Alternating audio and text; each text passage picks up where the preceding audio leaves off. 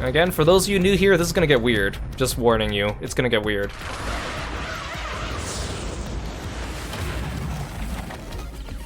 Oh May, thank you so much for the stretch. Thanks for peer pressuring Kiro into streaming longer. Oh, it gets weird. Don't you worry, it gets weird. Like, uncomfortably weird. I kinda wish all the mystery labyrinths were different from each other, like case specific. They always look the same. What's going on? Where are we? Oh, and thank you for liking the stretch animation. I really like it too. Is this hell? Martina must have shot me. Hey, Forgotten Dreamers, thank you so much for coming by the stream. I really appreciate it. Welcome, welcome. No way. Why would I be in hell? Even when it comes to women, I always stop just shy of criminal activity. Yes, I did get this new game. Have I been having fun? The game's not as good as I thought. I've been getting... Frustrated is not the right word. It's just, it hasn't been as good as I wanted, but I'm hoping it gets better. I'm still optimistic that it gets better. But definitely the sense of humor is not my sense of humor, and the mysteries have not been very mysterious, but I'm hoping it gets better, question mark? Calm down, Desahiko. This place is a mystery labyrinth. Huh? A mystery what? Oh, let me explain for a bit. I have to explain this every single time someone else comes in here, blah blah blah blah blah. And that's everything. Were you listening, Tetsuhiko? Yeah, I was just doing some appraising. I mean, at least Halara caught on quickly. Desahiko... Appraising? Yuma, this babe is totally top tier. Where'd you meet a hottie like her? There's never a shortage of girls when you're around. You're the best wingman ever. Master, this munchkin is an eyesore. You mind if I boom kill him now? No, you can't. Yeah, you could have her, Desahiko, honestly. Master, is that how it is between you two? Are you making me jealous? Oh, don't get any ideas. I just explained everything to you, but you weren't paying attention. Hey, let's hurry up and do, you know. Oh great, I forgot. Yes, how could I forget this scene? What does that mean? Is it something not family friendly? Oh, it's just bordering on being family friendly. Master, are you ready to give your life for the truth? Yuma is not into this at all. Look at his Yes, face. I am.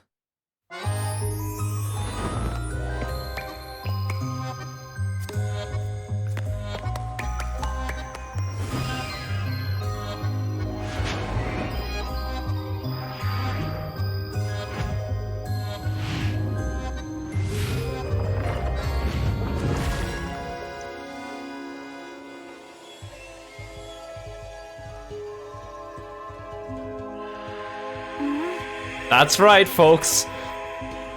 Forget about swords being pulled out of boobs. It's all about swords being pulled out of mouths.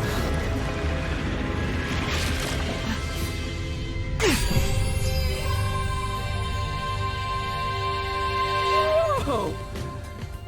I can't get over that, like, mystical sound effect that happens after he pulls it out. I'm so excited. I feel like I just discovered a whole new kink. Oh no, Desahiko, please no. Hey, Yuma, me next, yeah? Let's swap places. Yep, exactly. That was my reaction the first time I saw it too. But this is our third time seeing it now, so now I'm just desensitized to it. Sorry, but that's not possible. Shinigami's powers can only be used by whoever made a pact with her. Oh, don't worry, it gets worse, don't worry. Pact? This goes even deeper than I thought. I explained that earlier too. Someone out there who wrote this game thought this was sexy. Anyway, next up is materializing the solution key. Yay! Here you go, Master. She's perfect. I'm in love. Really? Yep, again, that was also my feeling during the first chapter. I'm like, I'm not sure if I want to continue this game. Alright, I've made up my mind. I have no idea what this mystery labyrinth thing is. But before we get out of here, I'll get you to fall in love with me. Great, and this time our sidekick is also a perv. Consider it. That can be easily arranged. Well, he has a new portrait here. No, it can't! Now, let's set off to unriddle this mystery labyrinth. Our target is the culprit who preys on the truth. Yeah, thanks for coming by, Forgotten Dreamers. Right. This is the beginning of our battle for love. Jeez, I hope this works out. Yep, it's weird. I am powering through this game though. I will finish it. So, this is the mystery labyrinth. Oh, talk about creepy. Hey, why don't we just head back and grab something sweet? You've seen weirder folks doing taxes. I prefer corpses and mysteries over sweets. What? Hey! What? Hold on, wait for me! Don't leave me behind! By the way, Yuma, there's something I gotta ask. I don't remember how I got here. Is it because I'm in love? It's not love, it's the Mystery Labyrinth. When an outsider enters the Mystery Labyrinth, their memories are sealed away. This isn't gonna mess up my brain, is it? Am I gonna be alright?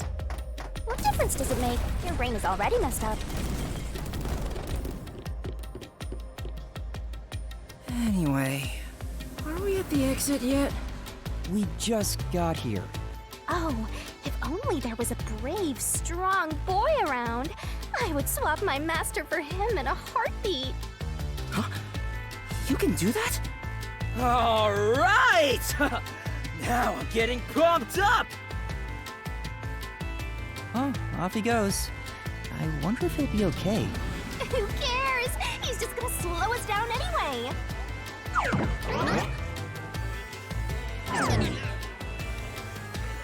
Oh, he's back. We've got trouble, Yuma! There's something up ahead!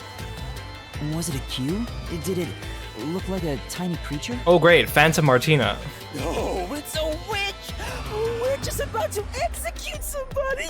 I thought you'd be into that, Yasuhiko. Execute? Mysteriful! Let's take a look! You're going to ward it? Not running away? Seriously?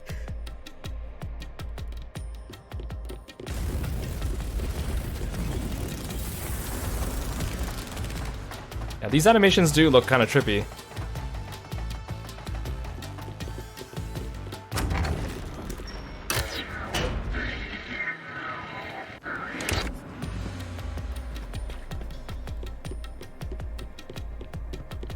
Oh, that's Martina, all right. Over there! There, see? Damn, that witch is scary! That's a mystery phantom. They're mysteries given form that try to block us from reaching the truth. They appear in the form of someone interfering with the investigation. Now that you mention it, that witch kind of looks like the peacekeeper Martina. She's the one hiding the truth? What is she doing over there? Honestly, I thought she'd look a little bit more wacky considering our previous phantoms. I shall now commence the execution. All criminals must be purified by the holy fire of darkness. Yeah, you're right. This is only her 2.0. Hey, look, it's the same flame effects from Danganronpa. Kurumi? Fan service? Nice! So she's pinning the crime on the flat-chested Uggo, then killing her to cover up the truth. Oh, that's the 7th time she said it, I think. This is terrible. We have to save her. Relax, this is the mystery labyrinth, remember? That's not actually her. But still, I can't leave her like this. In what world is she considered flat-chested? You dare intervene in this execution? Anyone who defies the peacekeepers will suffer the same fate! So these mystery phantoms are kind of like the shadows in Persona.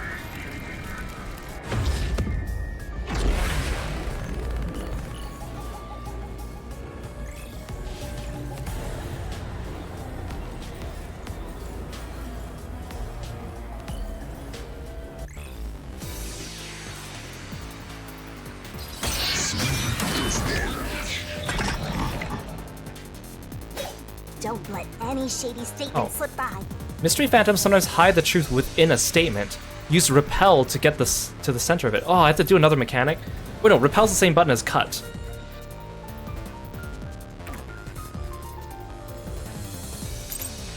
You're in the way. You're a detective. Oh, I don't have any keys. I just have How to. foolish. Get in my way and you'll be executed. You dare defy me? It's Hiko's ability. The culprit is. Oh, it's the same ability for everyone? That claim doesn't hold up! All partners have the same ability, assist ability? That's kind of boring.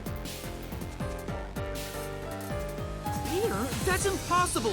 You don't have any evidence! You're a fool to defy peacekeepers. Very well. Allow me to educate you.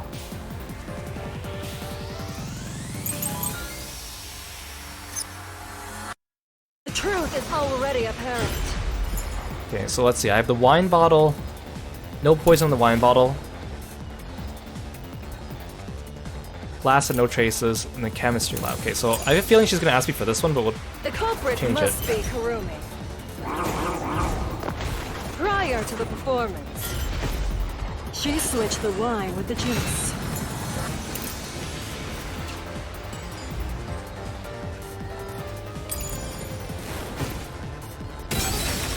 What? There was no poison on the... Well, I guess the statement wasn't directly about the poison.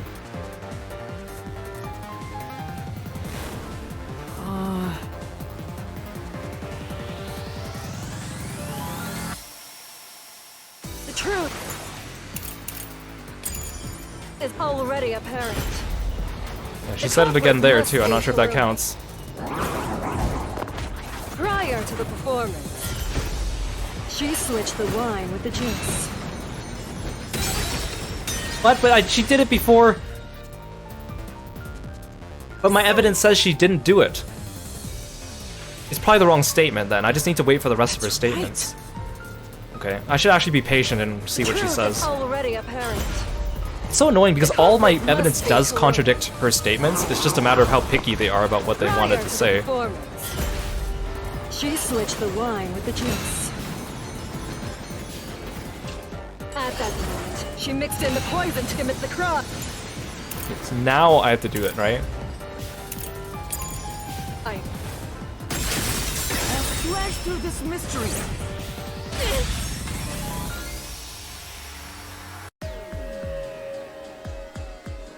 The toxicity of the poison used in this crime is neutralized 30 minutes after being exposed to open air. But Kurumi switched out the wine before the performance began, meaning more than 30 minutes had passed. So even if Kurumi had mixed in the poison, by the time the incident occurred, it would have been completely neutralized. Which means Kurumi isn't the culprit.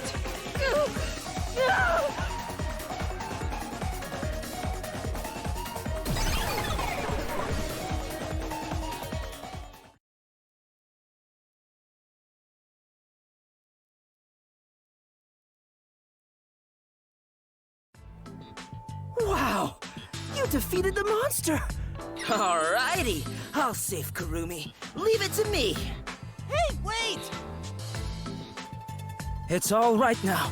Hey, aren't you getting kind of cold? I'll warm you right up.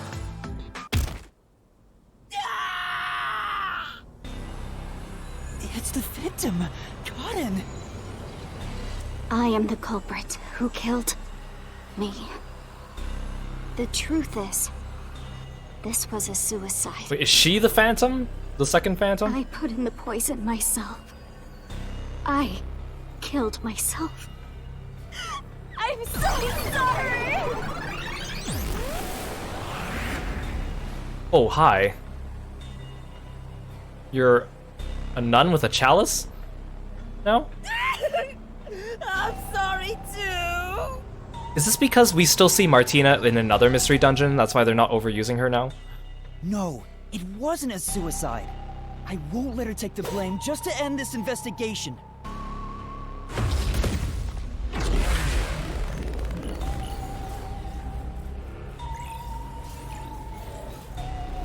Do all the girls have phantom versions? Like, do I have to go through all of them?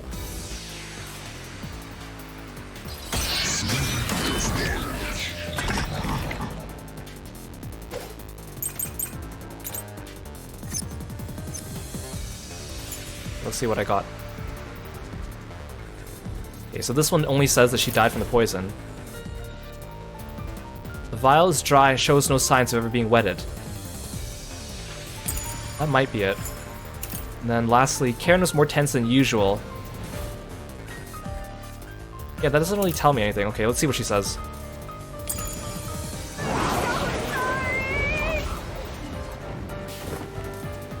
This was just a suicide. Oh, I meant to... Okay. It wasn't a homicide. It's all my fault. I wanted to die on stage. I put real poison in the vial. Here. This is the truth.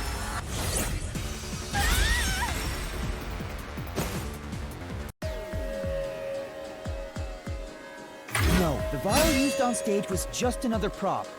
It was empty. There was no poison in it. As a matter of fact, the vial was dry. There definitely weren't any signs of it being used. So it's impossible to commit suicide using that vial.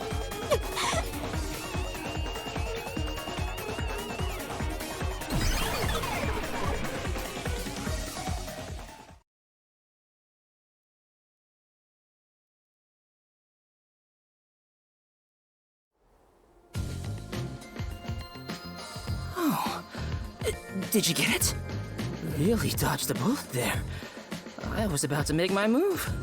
You shouldn't approach women in the Mystery Labyrinth. This isn't the real world. I didn't expect you, of all people, to warn me about ladies. This Mystery Labyrinth is terrifying.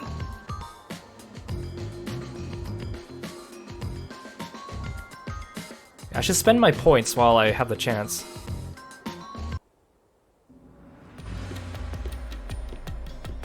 Hang on. Why was it impossible to have been a suicide?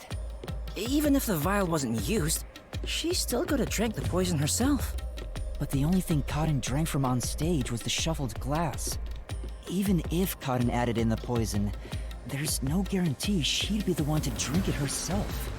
It's not how someone who wanted to die would go about it. Gotcha. Yeah, I don't remember the play, so I didn't know it got shuffled. Hang on. Wouldn't the same be true for the culprit? If the glasses on stage were switched around, there's no guarantee the victim will take the poison one, right? Oh, maybe the killer wasn't aiming at Cotton specifically, but just wanted either actress to die. I can't completely rule that out. Well, that's gotta be it. I'm a genius, even without my memories. So I already thought that at the beginning, but then we ruled it out once we found out that they could see everything from the backstage. What do you think, Shinigami? Or the upper catwalk. You, wanna dump your master for me? I'm not sure. Can you escort me all the way through this mystery labyrinth? Yeah, of course. I'll grab a taxi or whatever to take you. Jeez. What the? Turn on the lights!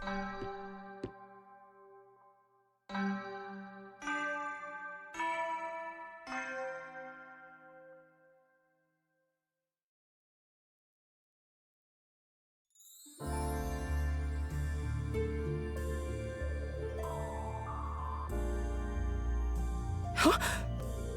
What is this place? It looks like the school.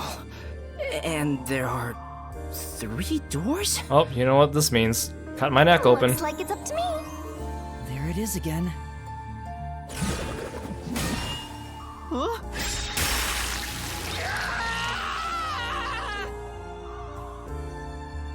That's the question? How? That's it? Whoa! This isn't okay at all. This could kill me. Never mind that. Look. How? Oh, I get to pick which one. It seems the roots are separated based on the how-done-it aspect of the case. How was the poison mixed into the glass? Water gun. How was the poison brought to the theater hall? Eyedropper. How was the poison glass chosen? The spotlight. mean, how done it? What? You're a master detective and you don't know? Don't tell me you're a how-done-it virgin! Ew, gross! Wait, I know what this is. I was just testing Yuma since he's a trainee. Well, Yuma, did you figure it out? It's about how the crime was done, right? Yep, and once we solve all 3 hows for the crime, the final route, the conclusion of the whodunit, should appear. And who done it is about the culprit's identity. If we figure out how the poison was applied, it'll identify the culprit. Nice. You sure know your stuff. So, which way should we go?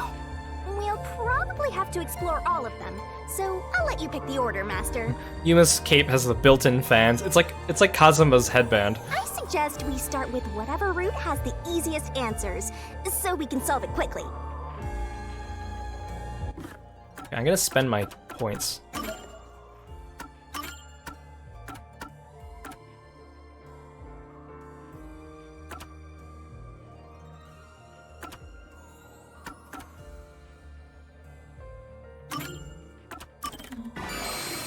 Okay, since they like the reasoning deathmatch so much, I'll equip stuff for there.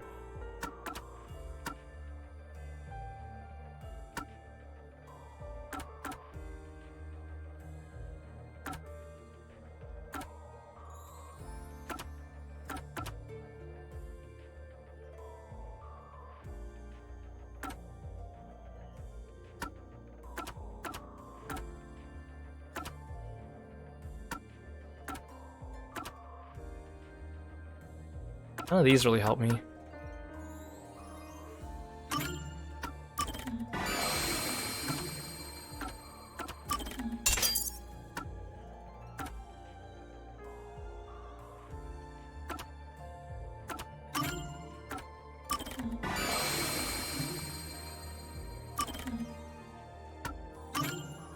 Yeah, I'll do this one.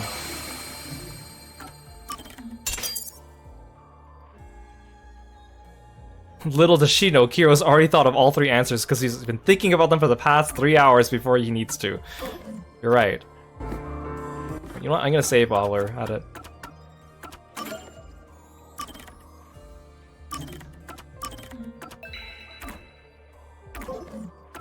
Okay, we'll do them in order.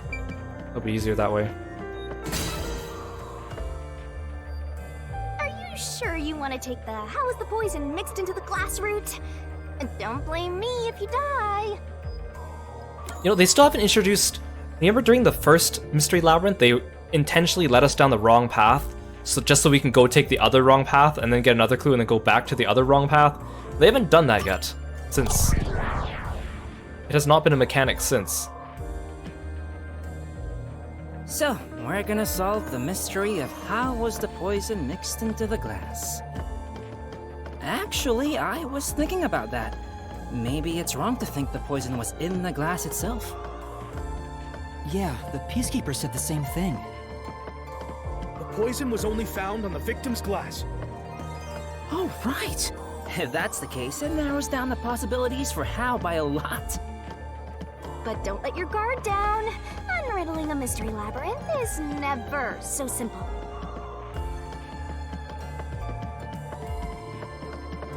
Through the sky's loading screen. Oh, okay.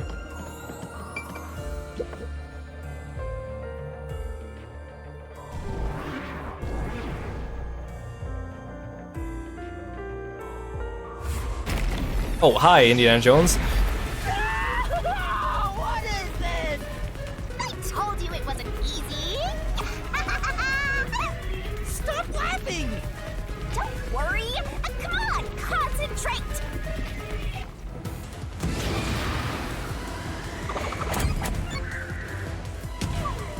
During the play. It's gonna crush us! Wait, what?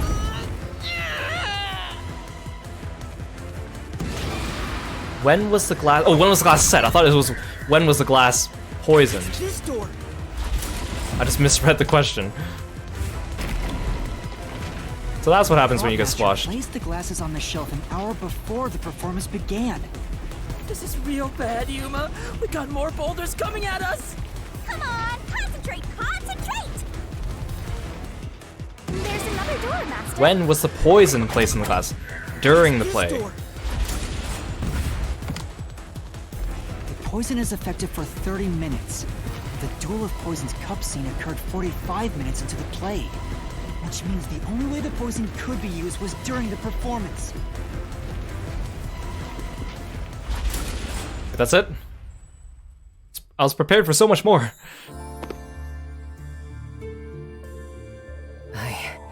I think we made it through.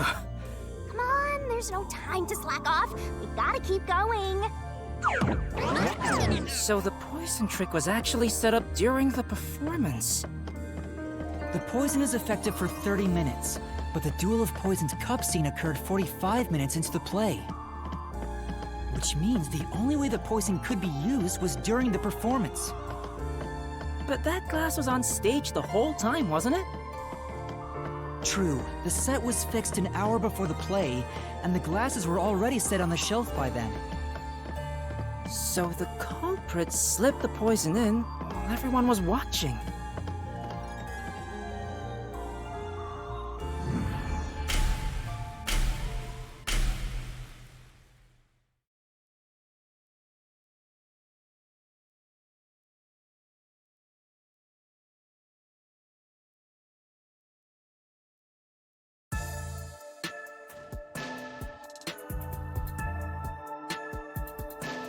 Huh? It's them. The culprit is Warna! There is no other explanation. It has to be her. Why me? Stop making such baseless accusations! Oh, maybe they do. Maybe all of them have phantom forms. Both Yoshiko and Kurane blame Waruna? Except Kurane keeps changing her mind of who she's blaming. That's also very suspicious. Stop it! I hate to see girls fighting each other. The only person who could have added poison to the glass was whoever was also on stage. So that means it has to be Waruna. She's the culprit. No! No, no, no! Murderer. Murderer. No, no, Yep. no, no! They all have phantoms.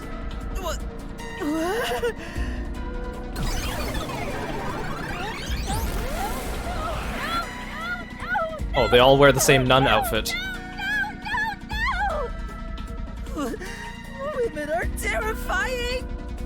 I'm not the culprit! It's you! Yoshiko! She's holding the water gun.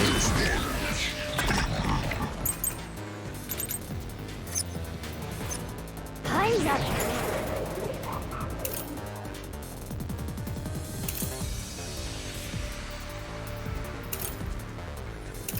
Let's see what she says.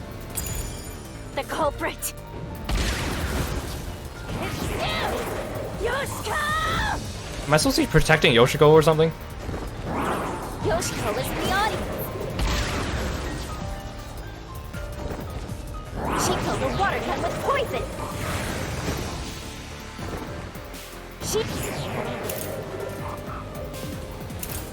Yeah, you would think the other two transform because they're the accusers, not the... well, whatever. He shot the poison straight into the glass. Wait.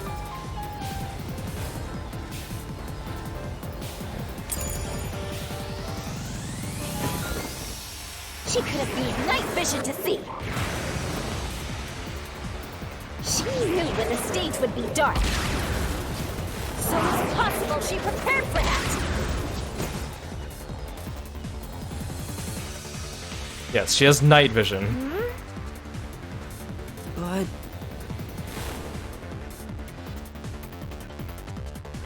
I'm not. So my wine glass says they were brought... No, poison was detected in the glass, the other traces of Cleese, they were brought in from the underground by the prop master, placed upside down. Oh yeah, so that's... The The fact that they're upside down is what they're looking for. It's you! Yoshiko! Yoshiko is in the audience. She filled the water gun with poison. She shot the poison straight into the glass! I'll slash through this mystery!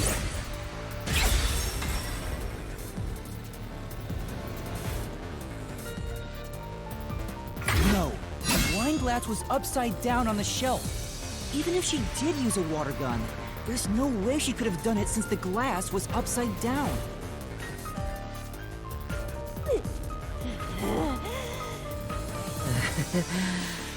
Women are really tough.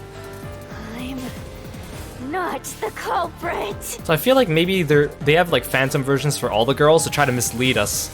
It's you! Kurane! Even though we kind of already know who it is now.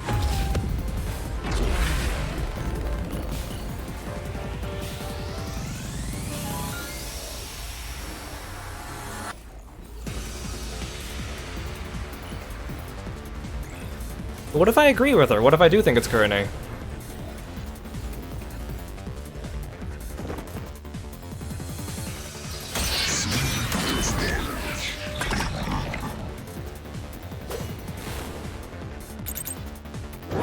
No! It's not me! Oh, this is just a repel. Culprit! She's the one who poisoned the glass! If it's not me or Yoshiko, then it has to have been Kurane! I don't, oh, That flame doesn't hold up! yeah, they had to like unload and reload the fight. I guess to swap in Yoshiko and Kurane, but it really breaks up the fight when they did that. Okay, fine. I'll tell you why Kurane is the culprit. Like, it just kind of makes the fight feel like it loses its cadence. There's no Okay, so it was Kurane's idea to shine the spotlight on the wine glass after the shuffling scene. There was nothing unusual about Kurane during the performance. She went up to the catwalk before the play and stayed there. So in this case, since I'm defending her, even though I still think she's the culprit, I'm probably going to use this. Kurane's the culprit. She killed in a way only she could have. Kurane was on the catwalk and mixed the poison into the glass using an eyedropper. Kurane used an eyedropper to add the poison. She went to the catwalk and stayed there the whole time. It was her idea to shine the spotlight on the wine glass game, though. She did it from the catwalk above. She dripped the poison right in.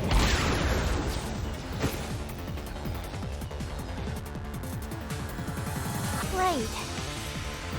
Since Kurane was in charge of lighting, she definitely could have poured the poison down from the catwalk. Did she really do that?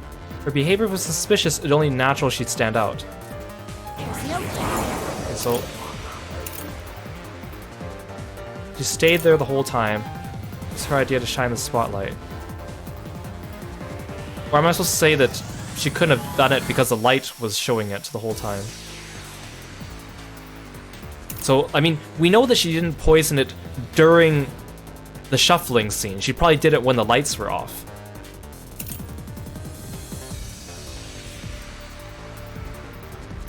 I don't know which one they're wanting from me, though. Kurane's the culprit. She killed in a way only she could have. Kurane was on the catwalk 'Cause I need the statement to directly contradict my evidence. and mixed the poison into the glass using an eyedropper. Kurane used an eyedropper to add the poison. But I don't have evidence contradicting the eyedropper.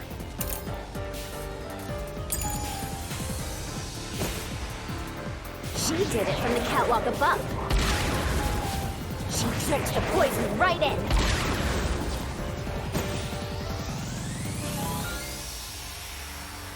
Right. Yeah, I think it's the last statement. There's no doubt Kurane's the culprit. Here again.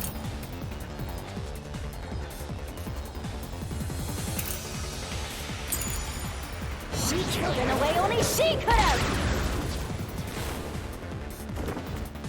Kurane was on the catwalk. Yeah, it's a little frustrating when I know exactly what they're trying to get me to say, Poison into the glass. but it's kind of like, unlike Ace Attorney, it's not immediately obvious which solution goes in which statement. Especially when you're trying to do all this dodgy mumbo jumbo. To add the poison.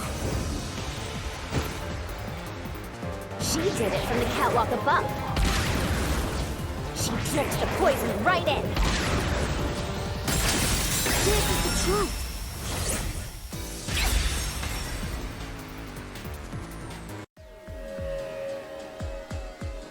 Kurane wasn't the only person on the catwalk.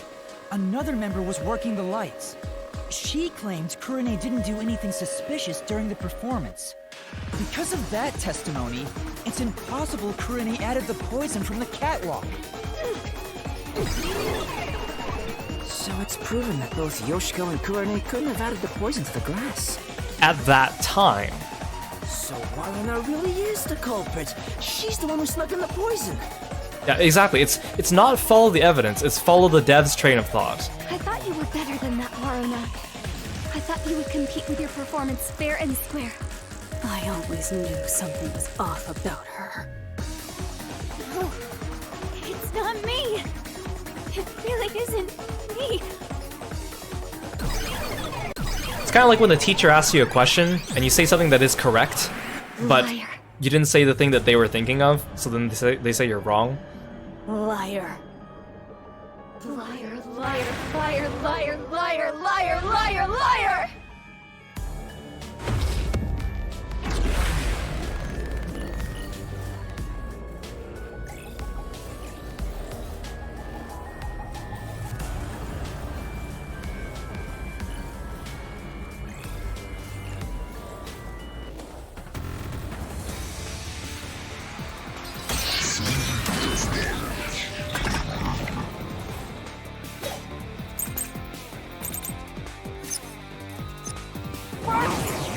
So, costumes were given a final check. Okay, so it would be impossible to hide something under the costumes. It was Kurane's idea to shine the spotlight. Okay, so this is what they're looking for. Una's the culprit. She had a chance to add the poison herself. She moved to the shelf in one scene. Her bad Ow. was to Cotton I landed and on the it. audience. She added the poison from her pocket. This is the truth.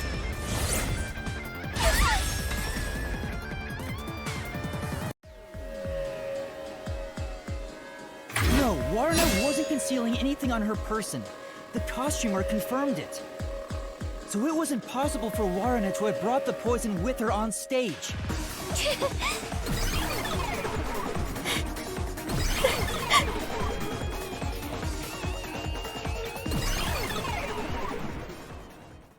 Aw, they're all gone now. Wait, so Waruna wasn't the culprit?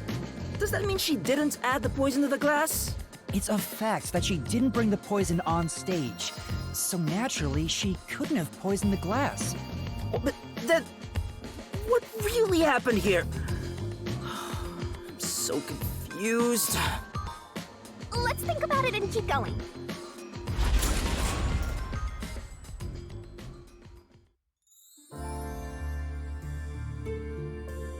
I didn't actually solve the mystery of that door.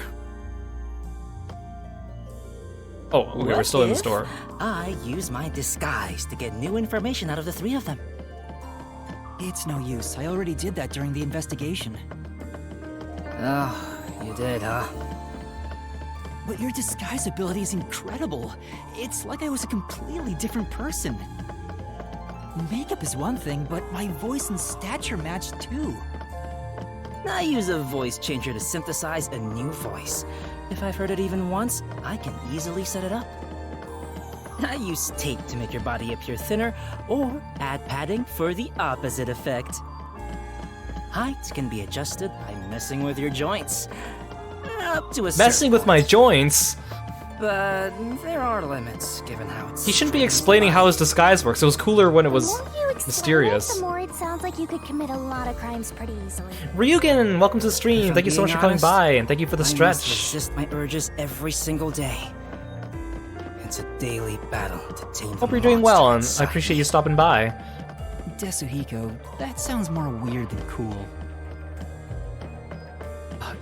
His ability was cooler when he didn't explain how it worked.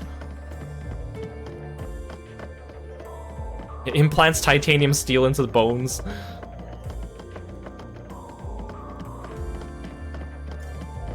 And then I guess there's no more conversation for the rest of this hallway. Huh? A dead end? Oh, is it because I can't solve this door unless I do the middle door first? What are you doing, Desuhiko? Because they don't want to give away the water gun trick just yet? I'm pissed about this path being blocked, so I try to just ignore it. And... Damn, it didn't work.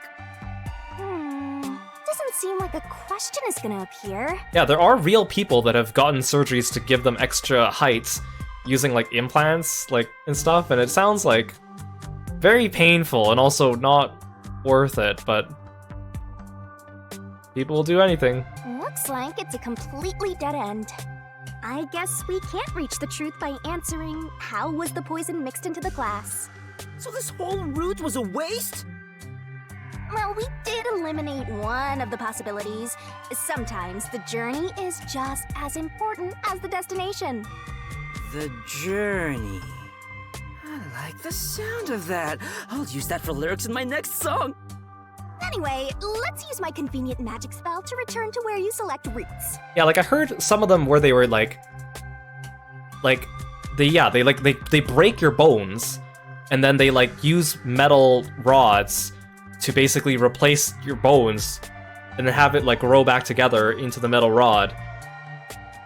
And that's how you get the extra height. And sometimes they have to do it multiple times. Like they break it, add the bone, break it, like wait for it to heal, break it again, add extra metal. And it's just like, man, people pay money and go through these surgeries just to get a couple extra inches. Yeah, people do this willingly. I don't even know what she asked me.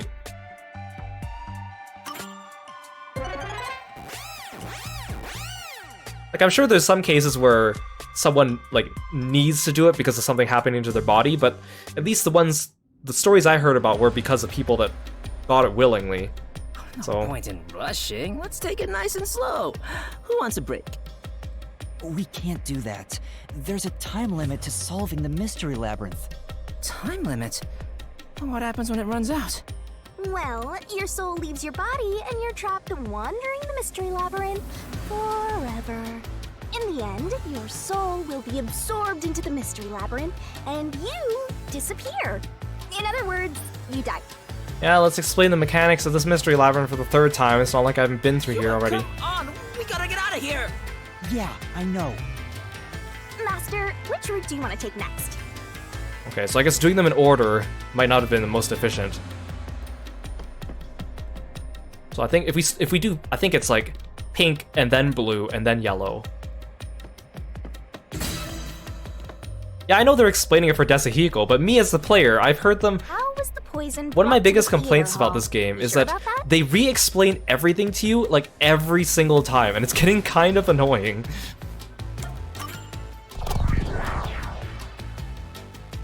Like, I get there's lore reasons why they have to keep explaining it, but it's like, Our goal here for me, is to it's answer very the tiring. question, how was the poison brought to the theater hall? Speaking of, where did the poison used in the murder come from? The chemistry lab in the school. It's a highly toxic experimental chemical. Why not just take it from the chem lab and keep it hidden in your clothes or something? The chemicals bottle was huge, so it's difficult to carry around in secret. Then they must have swapped the containers and brought it to the theater. That's gotta be it.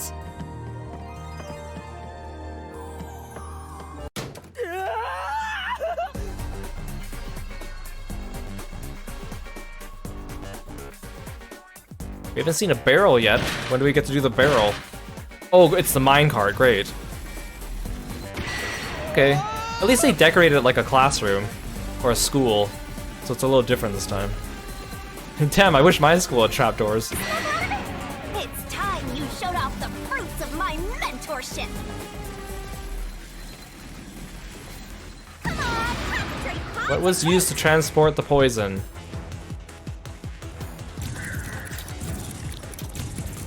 The eyedropper. This way! We're gonna crash! Oh, do they want me to say different container because I don't actually know it's the eyedropper? I mean, they used the water gun, but I think they used the eyedropper to move it first. I guess the eyedropper was empty, so they... Oh, do they want the paintbrush? Is that what it is? She used the paintbrush to stick it in the water gun? Chemistry lab. The culprit used it to carry out the poisoning. Then why did the culprit leave the paintbrush there? They Pretty took stupid the of poison her. out of the lab by applying it with the brush. Come on, concentrate, concentrate! What was the poison brushed onto? The water gun. Wait, what? The missing glass could be brought to the theater hall without drawing suspicion. Oh right, there was a missing glass. The culprit poisoned the glass and brought it to the theater hall. So she didn't put the brush directly into the water gun. She put it onto the glass and then brought the glass to the water gun. You can do it! I mean, it doesn't really change their story. What happened to the other glass?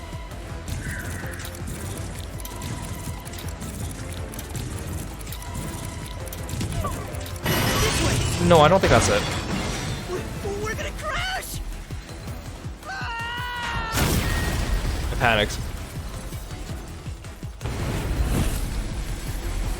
You can do it, Master!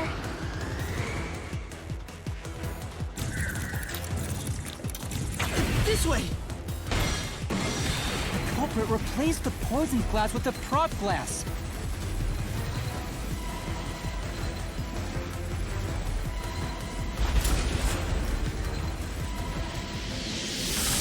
So are they saying the water gun wasn't used at all?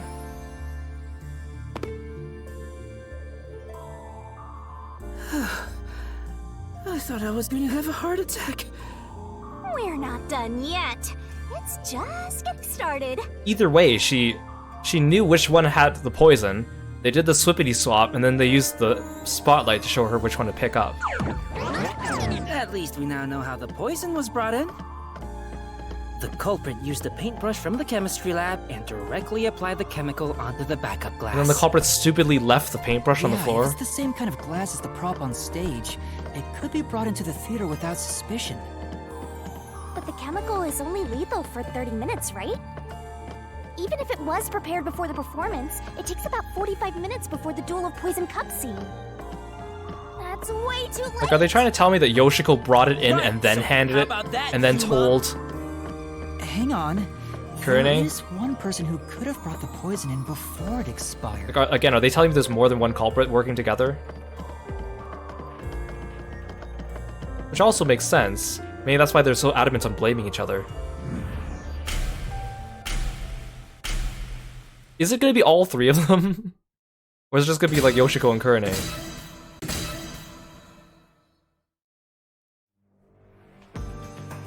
And, you're supposed to pick the right one here, yeah? Can you do it, Yuma? But then when did Yoshiko get the chance to swap the glasses? She just sat in her seat after she came in late. Yeah, you can count on me.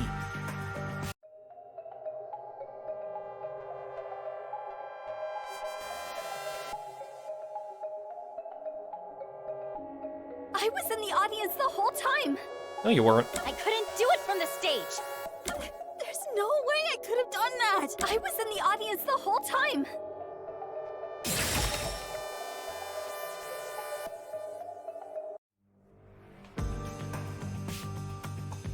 Yoshiko, it was you, wasn't it? What? Me? The only way to use a poison with a 30-minute expiration, 45 minutes into a play, is to bring it during the performance. But Warna was acting on stage the whole time, and Kurine was managing the lights on the catwalk. But Yoshiko, you were working backstage, so you were the only one who could move about freely. In fact, you arrived late to the theater hall after the performance had already begun. You were about 15 minutes late, which is 30 minutes before the Duel of Poisoned Cups. Just enough time for the poison to be lethal. So it was you. You brought the poison and got Karen to drink it. No, it's not me. Hey, she ran away! Yuma, after her! Yeah, Warna, why are you saying your lines so fast all of a sudden? It's almost like you want to squeeze the 45 minutes of dialogue into 30 minutes. Again, what an oddly specific poison that has no other purpose. Hey, you can't get away that easy! I still don't think Yoshiko's the main culprit. If anything, she was like an accomplice. That dog!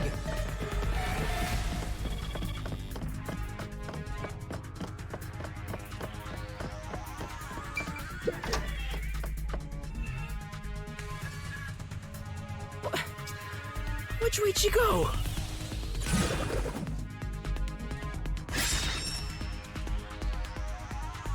What was the glass put in to be transported?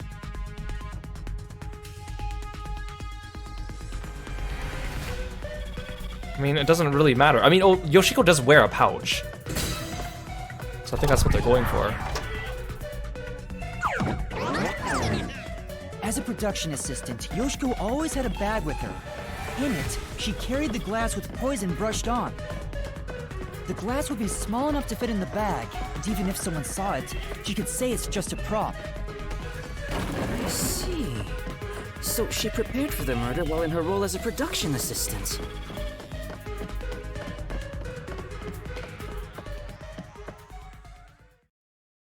But you know what? It doesn't feel right chasing after a girl like this. Seriously. Hey, time to tough it up! You did it, didn't you? Not me. I didn't do it. I didn't do it, I just assisted. You think crying will save you? Well, you're right. You're so cute. Hey, come here. Knock it off, Desuhiko! Oh, it's all good. With my kind of charisma, I can make anyone a fan.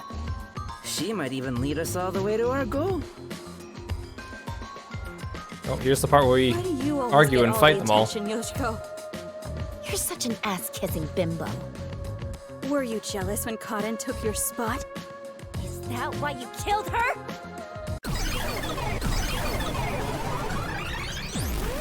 Murderer! Hypocrite! What? Hey, that's way too mean.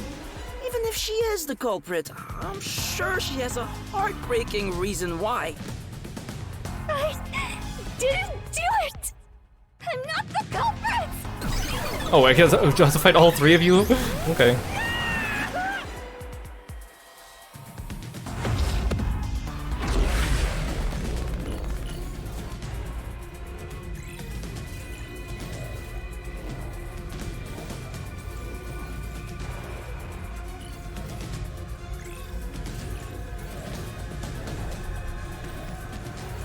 Again, these death matches, it sounds so cool calling it a death match and having an arena, making it look like a WWE thing, but then it's not really actually a fight. I wish it was actually like a fight. Okay. Varna was acting, it would have been difficult for her to be poisoned. Yoshiko always watches from beginning to end, but she arrived late. She sat at the edge and didn't leave before the blackout. Kearney was standing on the catwalk, okay. Be direct with you. The hypocrite Yoshiko is the culprit! Only you could have brought the poison. Oh, come on, I jumped too early. No! I'm not the culprit! Yoshiko, take the poisoned glass. Oh, come on. Pushed out the glass on the shelf! Secretly in the dark!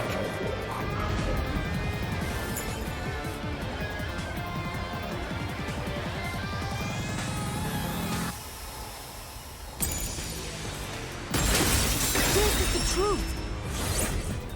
See, my statement doesn't directly contradict their statement this time. It was just related to it. When Yoshiko returned to the theater hall, she sat at the right edge in the front row for the rest of the show. She would have had to move from the audience onto the stage to reach the shelf and swap glasses. But that's impossible. The lights were only out for 5 seconds. See, nothing in my clue said that. It just said that she was sitting there until the blackout, which doesn't directly contradict that she did it during the blackout. I wish it would have made more sense if my evidence in this case showed that it was only 5 seconds or something like that. Even if she ran over, someone would have heard her footsteps. So Yoshiko couldn't have been the one who swapped the glasses during the performance.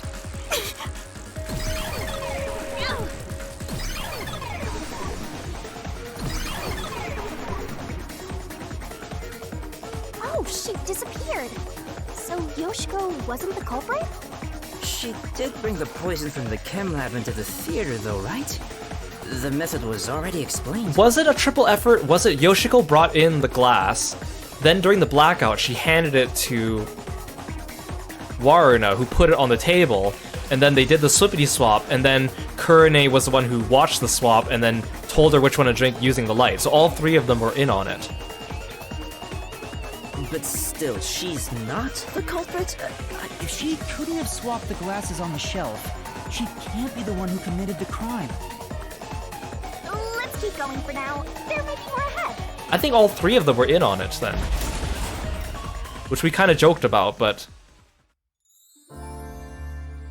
they always drink at the same time after the swap, but according to the notes on Karen's sheet, This is making me scared of she was supposed to drink whichever one the spotlight shone I on. wish Shinigami would comfort me. Oh, but I'm committed to Master. Oh, damn it!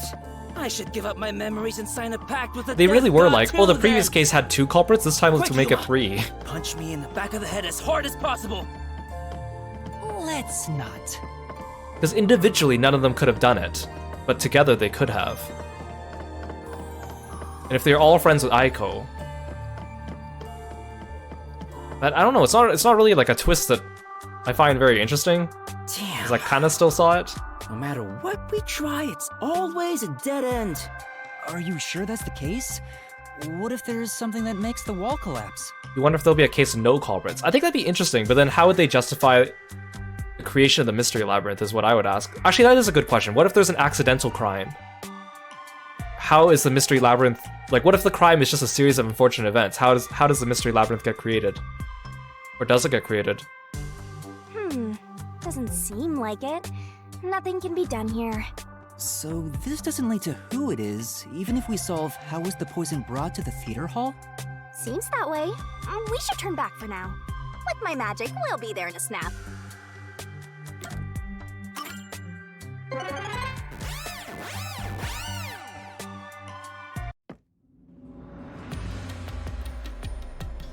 I mean, the yellow one, I definitely know what the answer Start is. over.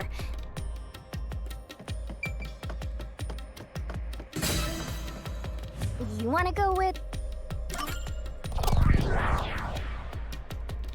But again, it just feels so tiring because we're just wandering around the same theories that we already kind of figured out.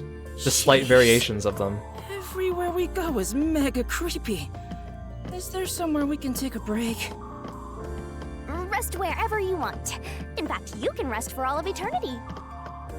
Anyway, how did the culprit get the victim to choose the glass with poison in it? The glasses were mixed around on stage, after all. Would you mind telling me the sequence of events that happened when the glasses So were again, shuffled? they're just re-explaining everything again. It's no fair otherwise. I don't know about being fair, but here's exactly what happened. The duel of poisoned cup scene began around 45 minutes into the performance. At the start, the victim, Karen, brought the glasses and bottle from the shelf that's on the set. Karen then took out the poison vial from her pocket and poured it into one of the glasses. But the vial was just a prop. It didn't have any real poison in it. After that, the glasses were shuffled.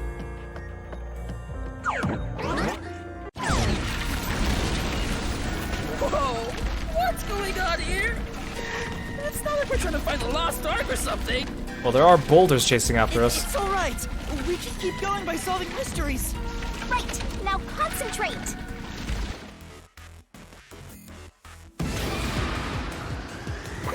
Who shuffled the glasses during the duel of poison cups? Must be Both of them. two people on stage who took turns shuffling the glasses were Waruna and Cotton. Who chose a glass first? Karen. That is a tiny The person desk. to choose a glass was Cotton.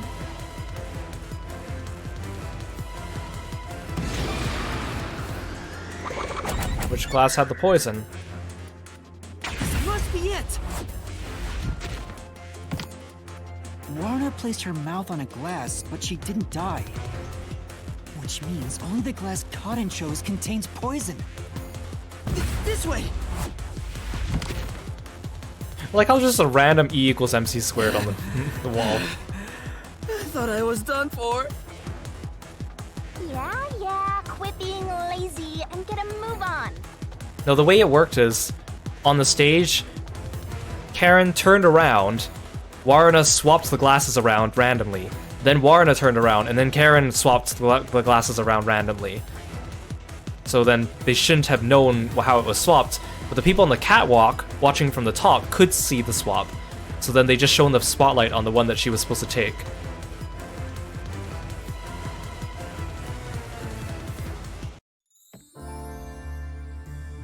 Hey, Yes, are Karen you chose sure the glass only first, glass Cotton took but had she poison in chose it? that one because the spotlight Isn't was on possible it. both of them were poisoned? Waruna drank from the other glass and didn't die. That has to mean only Cotton's glass had the poison. Then how did the culprit get Cotton to pick the glass with the poison? Well, maybe the culprit wasn't after Cotton specifically. They didn't care who wound up No, the picking spotlight was poison. shown on the one Karen was going to pick, so in this case, the I'm not sure poisoned about glass. that. I think Cotton absolutely was the target. Because we're trying to find out whether it was a random one or whether it was targeted on Karen. Which in this case, we found out it was targeted.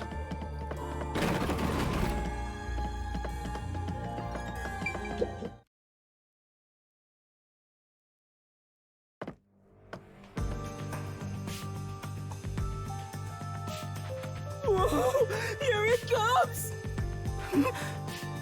Hey, this one's a cutie. Yasuhiko, we've been seeing the same three girls this entire time. She's totally my type.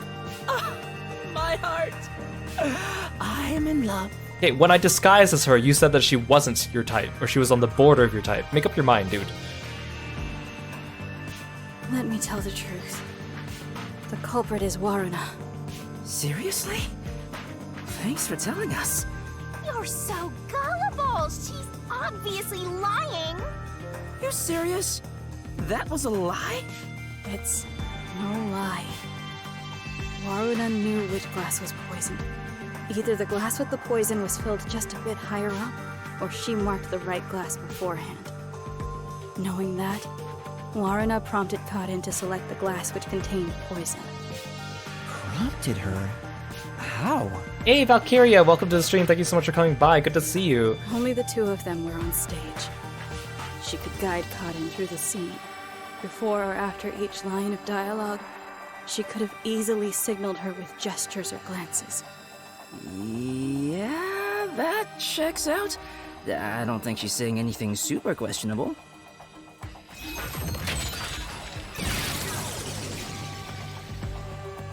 The glass? Could this be?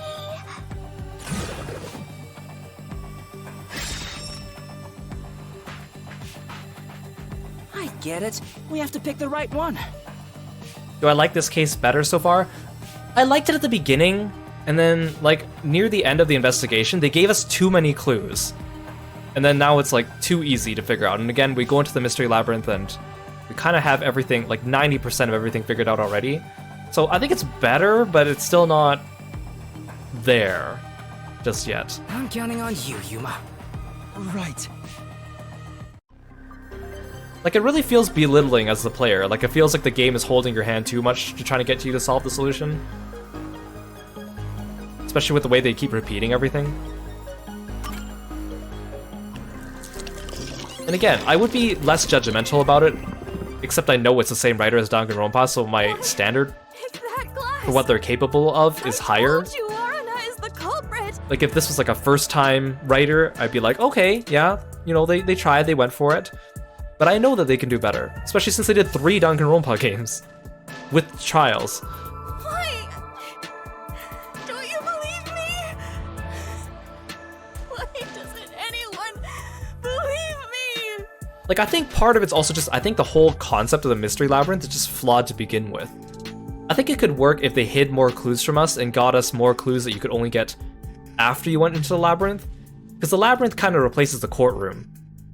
So, like how in the first case there was like the red herring clue we didn't get until we went into the Labyrinth.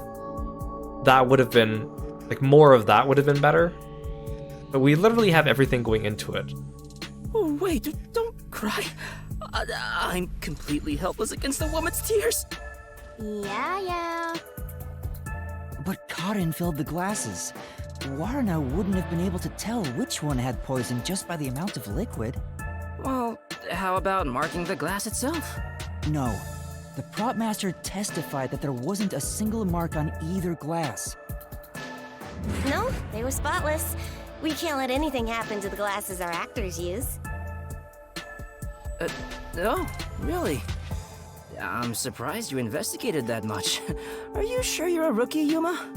Yeah, like, the entire concept of being only able to enter the Labyrinth once you have enough clues is the flaw of the Labyrinth. They could have built it a bit differently. Like, I definitely think the concept could have worked, I think. I definitely think the concept could have worked, but I think they chose to go with an easier route of it. It was all thanks to your forte. So it's thanks to me. I knew it. I didn't lie. No one believes me. Or they could have gone like the aviary attorney route and make it so you go into the Labyrinth, you can go in without all the clues, and then you can just die, but then you have to redo the investigation. That would just be annoying, I guess. Everyone else is lying. Why won't you believe me? Again, the payoff just doesn't feel the same when you're arguing against a The phantom. Mystery Labyrinth is a reflection That just of throws the a real tantrum. world, right? Then maybe what she's crying about is... Because all they do is they throw a tantrum and then you kick their butt, and then they just die. It doesn't feel like a satisfactory resolution to each case. A reflection of the real world. Then she must have grown up surrounded by a bunch of scumbags. That's it.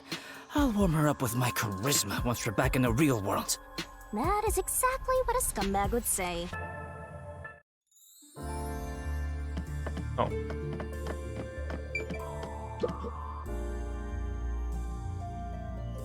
Like, I think if they just made it so you got more clues in the dungeon, right? So the odds ones were that you didn't know 50-50. beforehand, it would be better. Maybe she just relied on luck. If she hit her target, perfect. If not, who cares? I doubt it. But it's impossible to get the victim to pick a specific glass after shuffling them. Man, why did the culprit even do this? It's way too much trouble to pull off a murder in the middle of a performance. That's it. Maybe there's a reason why it had to be done during the play. Huh? What do you mean? The culprit had to make the victim choose the poison glass on stage for some reason. Yeah, like if they gave you the clues without the logic of them before going in, because that's kind of what Ace Attorney and Danganronpa do, right? You gather all the clues, some of you are kind of like, I don't know what this is for, and then you go in there and you start getting stuff with the testimony, the case starts building, and then you realize what the clue's for. And they've had chances to do that in this game, but they haven't taken those chances. Like in this case, like 3/4 of the way through the investigation, it was still kind of like iffy, but then when we did the last leg of the investigation, they kind of gave us everything. If that's the case, there could be a trick involving the stage itself.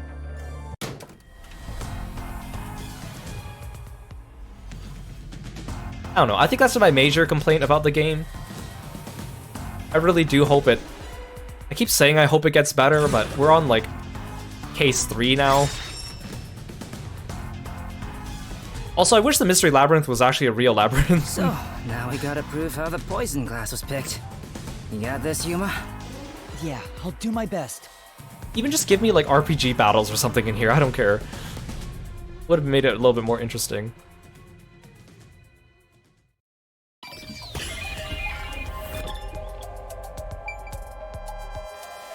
Am I supposed to select the... Here. I want to select the spotlight. I want to select the spotlight. I know how they did it.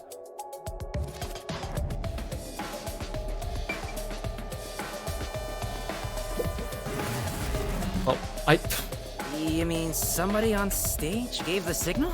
No. Well, that means... Wait, can I look up?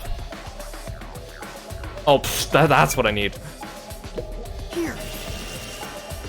I didn't know I could move the camera. This is it.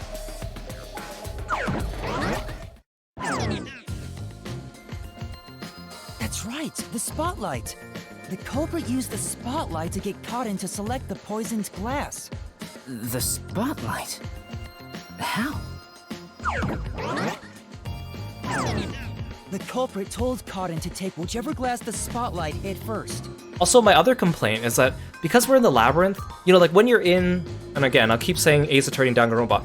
When you're in Ace Attorney and Danganronpa, when you're in the trial, right? The trial is almost like continuously increasing in like the rising action, right? It's like bam, bam, bam, things are getting more exciting. We're revealing more, we're revealing more, we're revealing more. Oh, bam, climax, breakdown, and then you get the resolution. But in the Mystery Labyrinth, it's almost like you go up a little bit, you find one clue, and then it rests, you get falling action. And then it gets like, it climaxes a bit, and then you get the clue, and then it goes back to falling action. Like it just goes up and down, up and down. You never feel like you're on a constant incline. Like with every time we've solved one of these little mysteries, right? Then the music gets all calm again, and then we go back to walking in the hallway. And then something interesting happens, you fall down a pit, you fight a boss, and then you find out a clue, and then you go back to just walking in the hallway. Like it's not, there's too much downtime between every single beat that you never feel like you actually get the cadence of solving the case. It's just kind of like, ba-bam, up, down, up, down, up, down.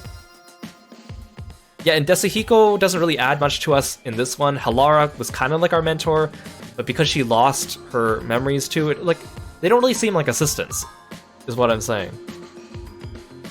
As a matter of fact, Cotton's script had a note written in her own handwriting. Especially the fact that no matter who we bring into the Mystery Labyrinth, the skill they give me during the deathmatch is the same. It just gives me the 3 shields. All of them do the same thing. Like, what's the point? It would be cool if maybe, like, every partner I get, I unlock a different skill, and I can choose which one to equip, or something like that. It said, take the glass the spotlight hits first. Yeah, exactly. Raincoat feels like it might be a good, like, first mystery game. Like, baby's first mystery game, you know? No way! The table was directly under the catwalk with the spotlight. So from here, you could see how the shuffling was done. If you know that much, then it's pretty much solved.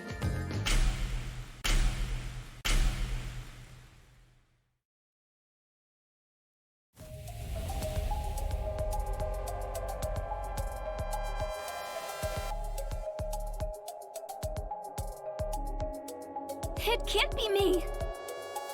Yeah, Shinigami, like at the beginning I was worried, like, is she gonna become too annoying? And at first she was kind of like on the fence, where I was like, okay, she's not too annoying yet.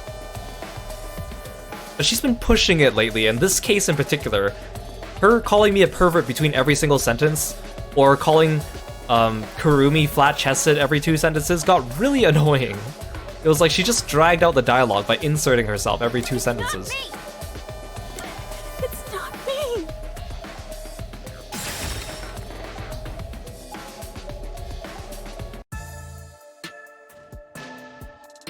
Someone who managed the lighting during the performance indicated the poison glass to Cotton. Also, I wish they gave Shinigami a name. Again, I feel like calling her Shinigami is the same as naming your Pikachu Pikachu, or calling your Pikachu Pokemon. Like, give her a name. Kurane! She was in charge of the lights on the catwalk! Also, Shinigami's just a mouthful to say. I should just start calling her Shin or something, or Shinny.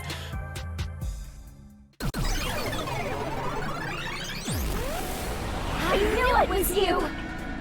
Whoa, what's going on? I really think it's leaning towards all 3 of them being the culprit, and that's why they keep blaming each other, and that's why they all have phantoms. I always thought you were gloomy and creepy.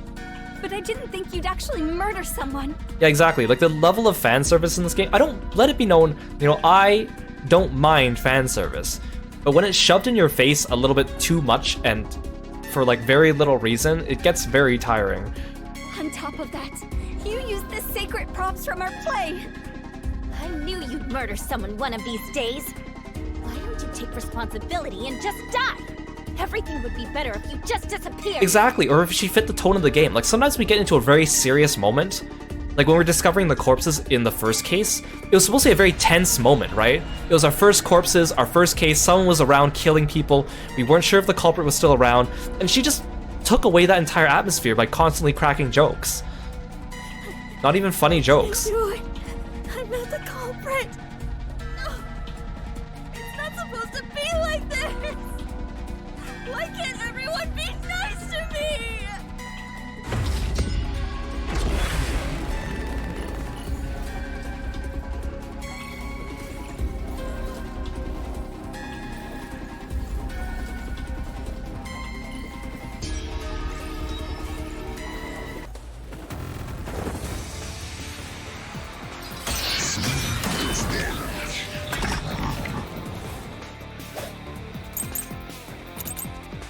Yeah, it's the kind of like the quirky Japanese like writing and the quirky Japanese like humor where we make fun of girls' breast sizes and talk about like, it's like it's that kind of stuff. And I thought that we kind of grew out of that. It's 2023, but apparently not. Okay, what do I have here? Costume and lighting staff. So I'm supposed to be defending Kurane now? Not the culprit.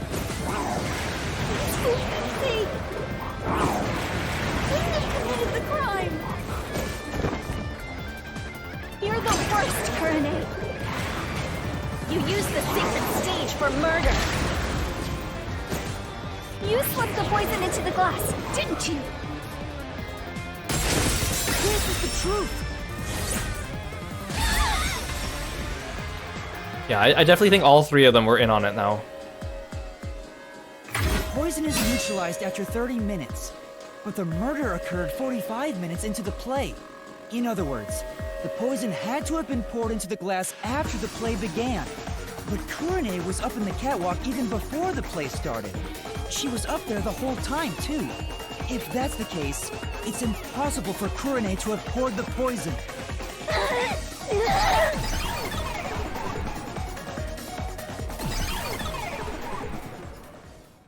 Oh, everyone's gone. Yeah, exactly. It's like in this mystery labyrinth, it's like you're constantly blaming one girl and then you immediately have to defend her, and then blame one girl and defend her.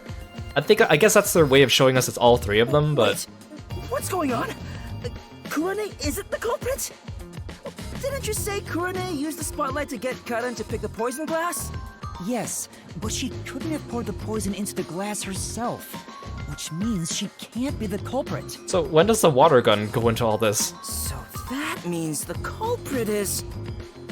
I don't get it at all! I give up! Well, the path keeps going, so let's think about it as we go. Yeah, I definitely think if they wanted us to do the whole all three are the culprit, I think they could have done it a bit better.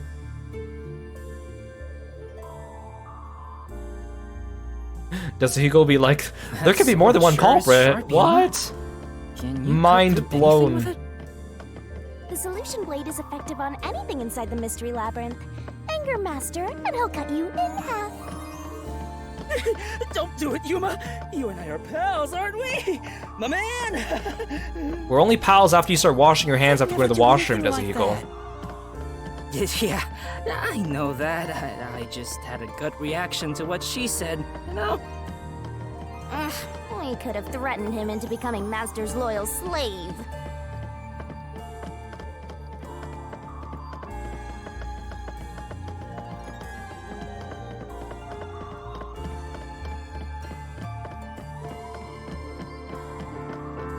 That's true. The only good thing about this case is Shinigami can't squeal about closed room mysteries every 5 minutes. What's going on here? It's a dead end.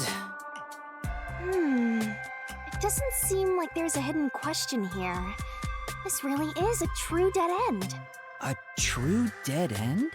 It means you can't reach the truth just by answering, how was the poison glass chosen? Then it was all a waste of time? Well, they should have at least left us a treasure chest or something. Hey, Yuma, it's your fault for picking this route. What? Well, reaching a dead end is expected inside a dungeon. Think of it as stamping out one possibility and move on. Oh, totally. You are always right, Shinigami. You change your tune awful quick. For now, let's head back to where the roots change. Time for a convenient magical spell.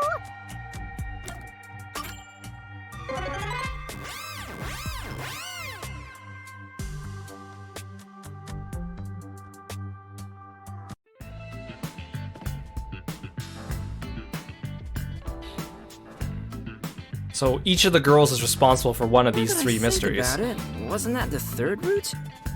What's going on? They're all dead ends. What does it mean, Shinigami? It seems that even though we tried to solve every how, we can't figure out who the culprit is. Oh, come on! Then what was the point of our great adventure? I've told you this a dozen times already. Even dead ends are precious clues. Yeah, thanks for coming by, Foggy. I really appreciate it. Hope you have a good rest. Yeah, I definitely feel like I feel like we're not like bashing the game. It's like I think these are very justified critiques of it, is I guess what I want to say. Are they gonna have some other thing where it's like, okay, all three girls were responsible, but then there was like one person who like puppeted them all of into doing this?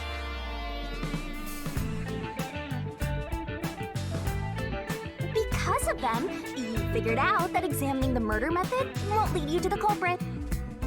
I see. So we're still making progress. Great work, Shinigami. Anyway, we have to view this case from a different perspective. Yeah, it was the prop master, clearly. She used the characters as props. What's that? I suppose that's your different perspective. Whoa.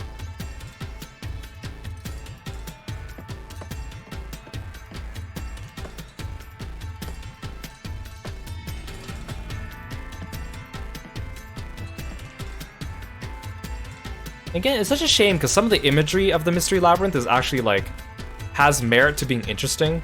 We're really walking on another side. Well, if we keep moving, then... I kind of wish it wasn't like you only find all these routes through cutscenes though. Like again, I wish we actually wandered the labyrinth on our own, found the doors on our own, like figured out this upward staircase on our own and not just wait for a cutscene to give it to us. So even though all the shifting corridors make it feel like it's a labyrinth, in gameplay it's not.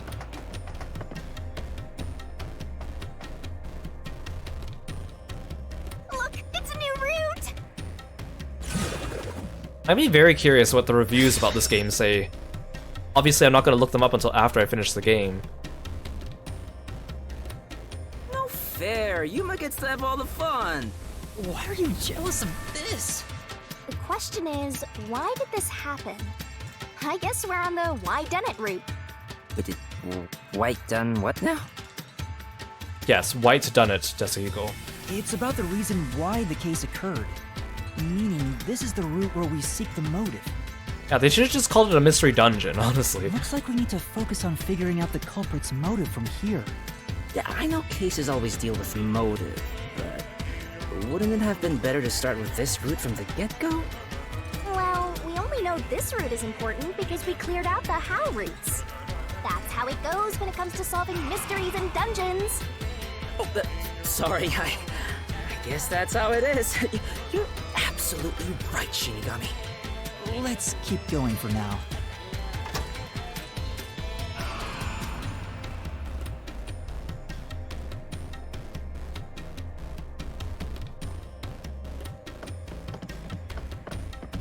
See, look, there's like a twisty hallway coming up. That's kind of cool. Why can't we have that?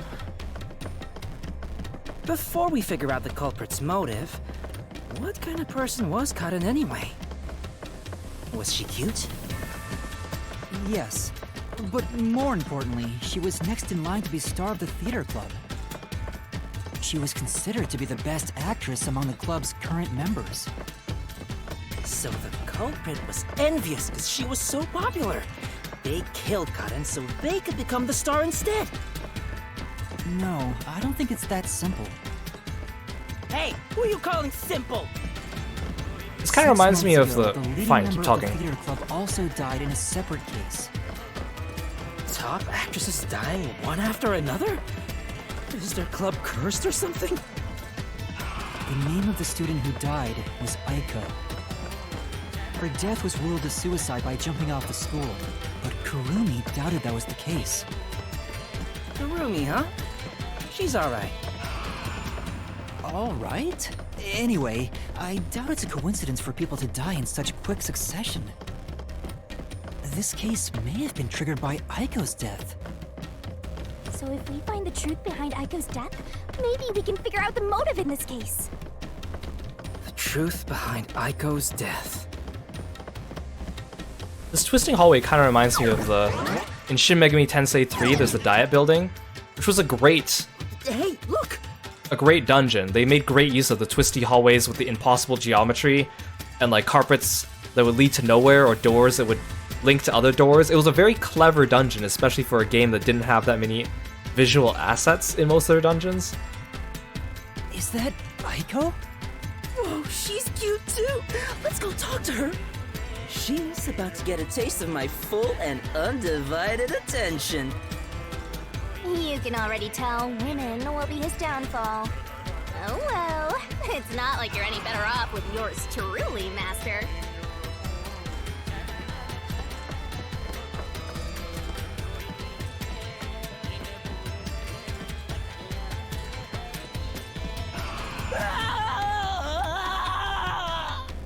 Was that Yasuhiko? What the? Come on, concentrate, concentrate!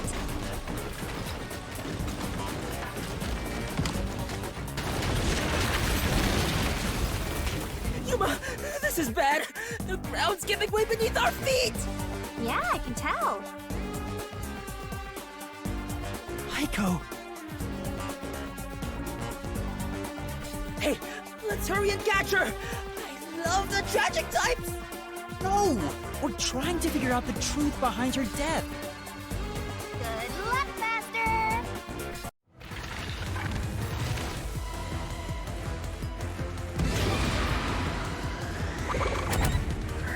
This is the answer! Aiko's death 6 months ago was actually a result of murder. I don't have any hard evidence for that one though.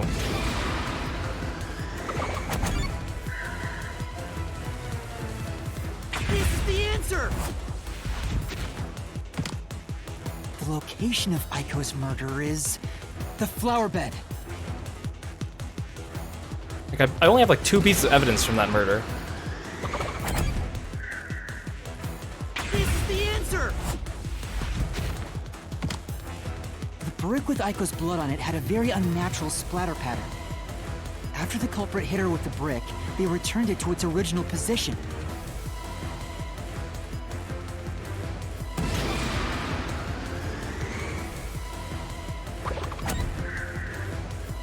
This is the answer! Aiko's death was not a suicide by jumping, and Karen clearly lied in her testimony. See, I mean, if I solved the 6-month-old murder only using like 2 pieces of evidence, you think someone else would have caught on, right? Karen killed Aiko!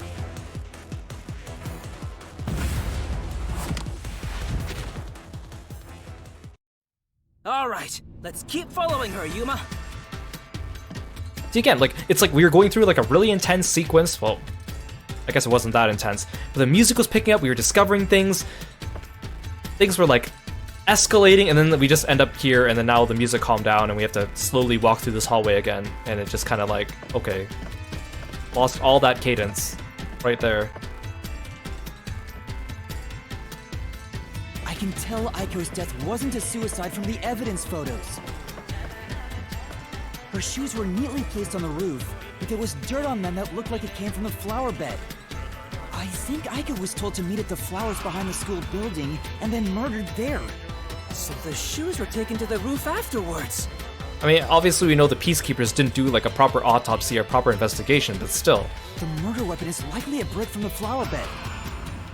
The brick with Aiko's blood on it had a very unnatural splatter pattern. You know, you can skip the Shinigami fan service with the pulling sword. I mean, I figured. It is a cutscene. But it's part of the experience. I'll suffer through it. It's part of the experience. If she fell from above and hit her head, the bloodstain wouldn't get cut off in that way. I'm sure that after the culprit hit her with the brick, they returned it to its original position. I'm committed to the Let's Play style. Do you have evidence that Karen did it? If Aiko didn't die from jumping, Karen's testimony makes her highly suspicious. She said she heard something fall and went to inspect it. I get it. Hearing a sound that never happened. Yeah, I don't blame you means for she's skipping it after the obviously second time lying. you see it. Karen lied. And the reason why she lied? She made it appear like Aiko jumped. If that's the case, then the one who killed Aiko is Karen. She made it look like she jumps by putting her shoes on the roof.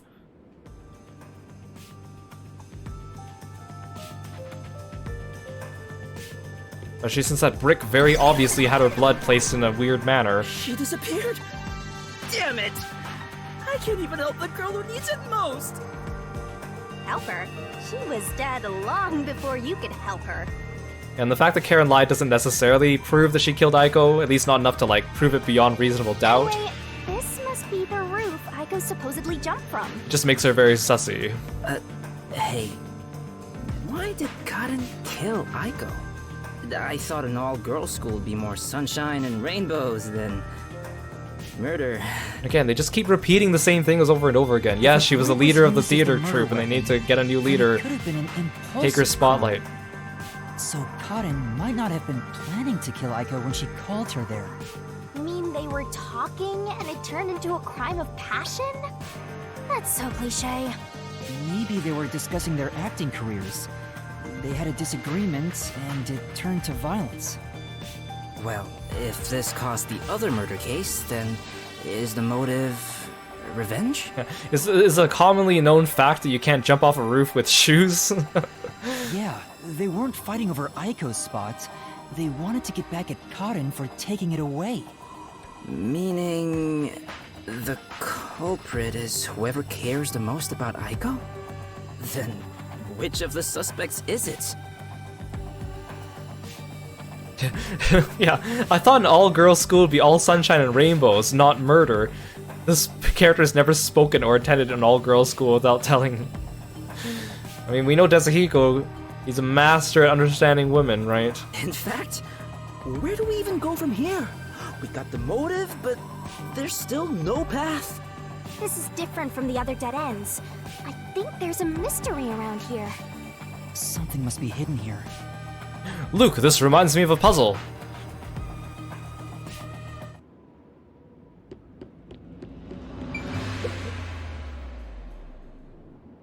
Hey, check it out! It's like they give me a cutscene and they give me like 2 seconds of control to examine something, and then it's just straight into another cutscene. Is that the how roots we were looking for? We're so high up. When did this happen? Master, look over there! What's that? It doesn't seem connected to anything else. Which means that could be the Who location. So the true culprit is over there then? But how do we reach it? It's not connected to any other route. What, are you freezing up? Scared of heights or something? Oh, it's not that. About those 3 routes.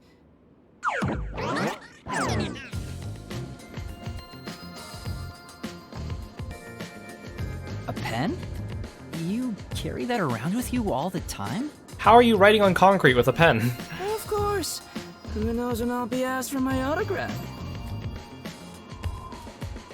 Done. Isn't it perfect? Hey, Psycho Reaper, welcome to the stream. Thank you so much for the raid. Welcome, welcome. Thank you for entrusting me with your audience. Hope you had a good stream. What were you playing today? And thank you for giving Psycho Reaper the shout out. I appreciate that. Did you have a good time? Please join us in following Psycho Reaper. Not only is he a really fun guy and also supportive VTuber, and he also enjoys a lot of games that I like too. So if you like stuff that I do, I'm sure you'll enjoy his stuff as well. Oh, you're doing Final Fantasy 16. Yes, yes, yes. I'm yet to play that, so I will withhold my comments about that, or my questions about that for now. Hope you had a good time. Thank you, thank you. Go join us in following Psycho Reaper. As you guys know, we're playing Raincode, mystery game from the creators of Danganronpa, and we are almost getting to the whodunit, I think. Feel free to sit back and relax. I'm just as good at drawing maps as I am at remembering a pretty face. This is the how routes when seen from above, right? What about it? Well, this is a dungeon, right?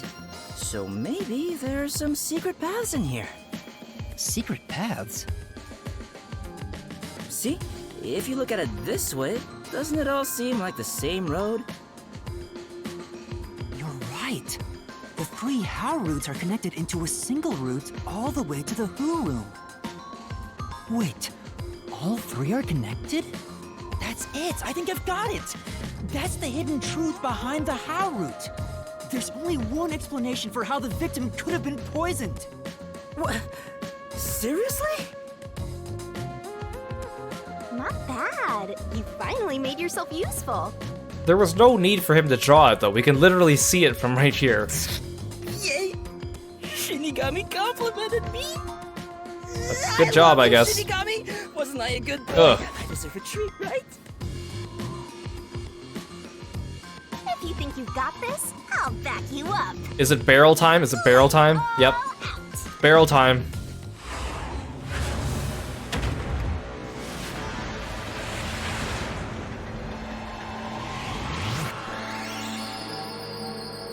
Yeah, I'm almost done with this case. Well, I think so.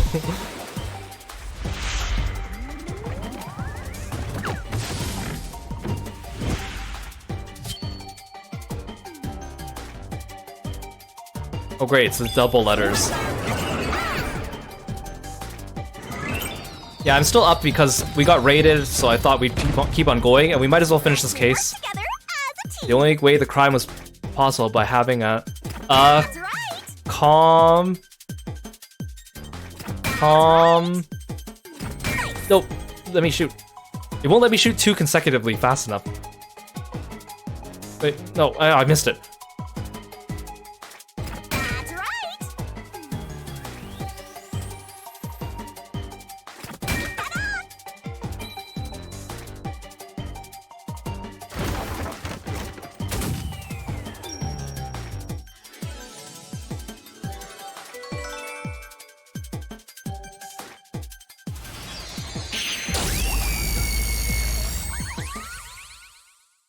Oh right, you went to an all-girls school. Your all-girls school didn't have any murders, as far as you know, but one of the ousted headmistresses got charged with assault. Oh. That's right. I'm so sorry that happened to your school. The truth of this case is that Yoshiko, Waruna, and Kurane were all accomplices and committed this crime together. Hopefully I'm not too tired. Actually, I'm surprisingly not that tired. I think it's because I slept in today. Because I didn't have work today, so I slept in. Accomplices? But don't they hate each other's guts? It's the truth. I realized it once you drew this map, Tetsuhiko. And I need to finish this game before I go on my vacation. All dead ends. I'm going on vacation partway through next week, so I want to finish this game before I leave. Each of them were suspects, but they were all ruled out because of certain details of the case. Yeah, thanks, it'll be fun. Sense. If we look at them separately, we get dead ends. Alright, tomorrow, well, technically today in my time zone, it's 4th of July over there in the States, eh? But by connecting all 3 routes like this, and looking at it as a single criminal act, it clearly becomes one path forward. I mean, I understand that all of them were accomplices. I think if they wanted, they could have done it without Waruna. If they use the water gun the way I said earlier, but They were accomplices that committed a single crime. the irony of a fellow necromancer caring about a frog-loving martial artist health. Thank you, I appreciate it. Yeah, today, well, I mean, Canada Day was over the weekend, so in lieu of that, a lot of people got today off. Maihan, welcome to the stream. Fat Tummy, welcome to the stream. Wow, more raids, thank you, thank you. Hope you guys had a good stream. Thank you for giving Maihan the shout out. You guys should go check out Maihan. She's an amazing streamer as well, and she's also a professional voice actress, and also plays a lot of fun RPG games just like us, and I think Final Fantasy XIV as well. Dana Octo, welcome to the stream. Thank you so much for coming by. Please go follow Maihan. She's really, really nice. What were you streaming? Did you have a good time? Were you playing Final Fantasy XVI? Like a lot of other people I saw recently? Hope you had a good time.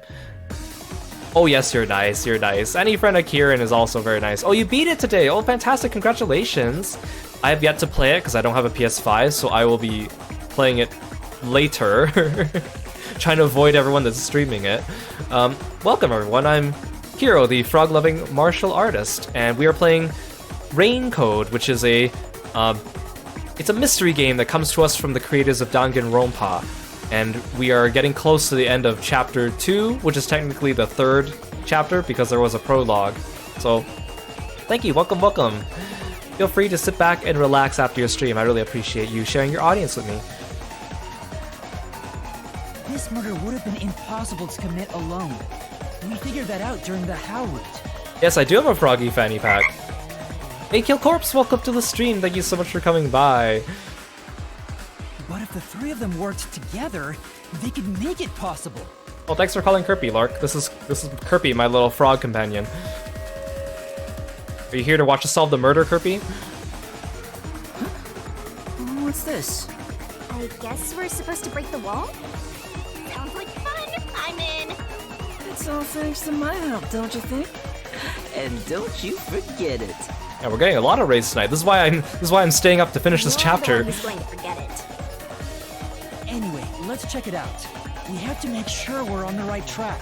But I'm happy to. I want to finish this game faster if possible.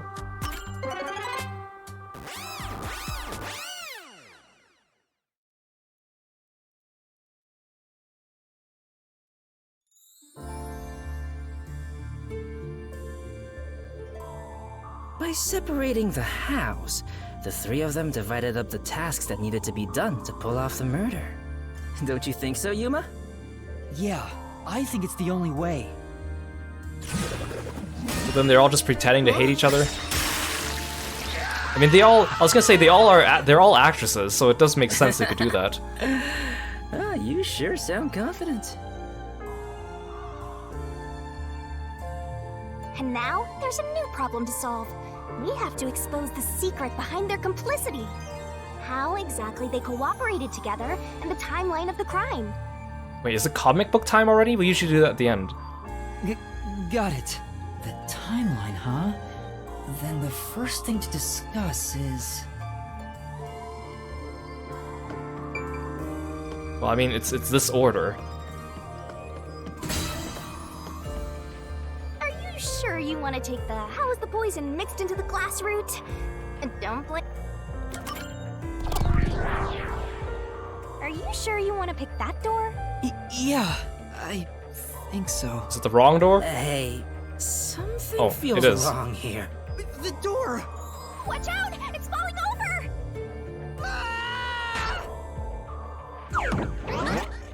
Yeah, this feels like the Yes, that was the wrong backwards one. route.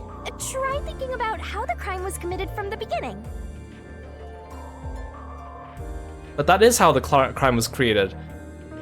They took the brush, they took the poison, put it in the glass, then they came to the theater hall, passed it to someone on stage, did the mix-up, and then used the light. Do they want me to work backwards? Is that what they want? You want to go with how was the poison... Oh, so they want me to work Are you backwards. sure you want to pick that? Yeah. Wait, no, they don't? Hey, The door! Watch out! It's falling over! What do you want from me, game? I know what the solution is. Just let me explain it all at Yes, that was once. the wrong one. Oh, they want me to barrel through them in the order of the map. How was the...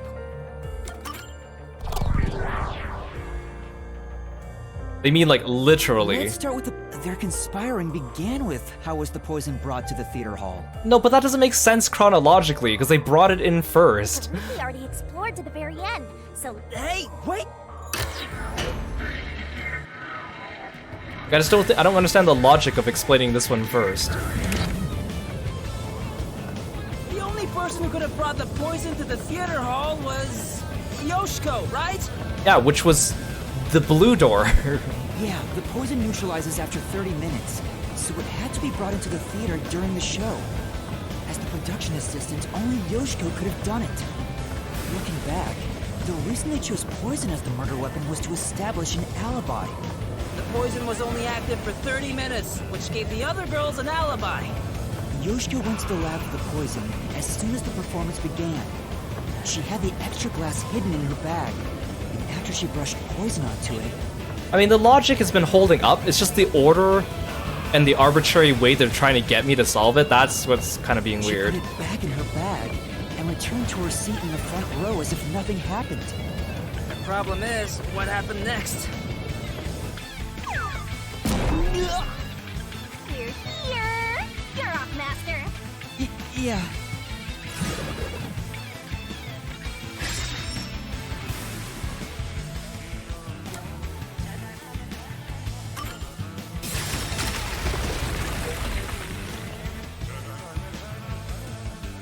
Isn't this the how was the poison mixed into the glass root? Wow! It really connected.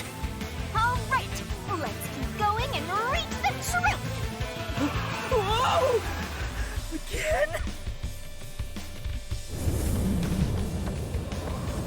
Hey, you said Yoshiko handed the poison glass over to Waruna, but Waruna was performing on stage, right? How could she receive the glass while on stage? Dude, why are we talking about the blackout during the blue route? The only time I can think of is when they turned off the lights. The blue route is about how they obtained the poison.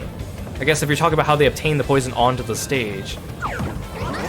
Yoshiko sat on the right edge of the front row close to the wings, where the actors enter and exit from scenes.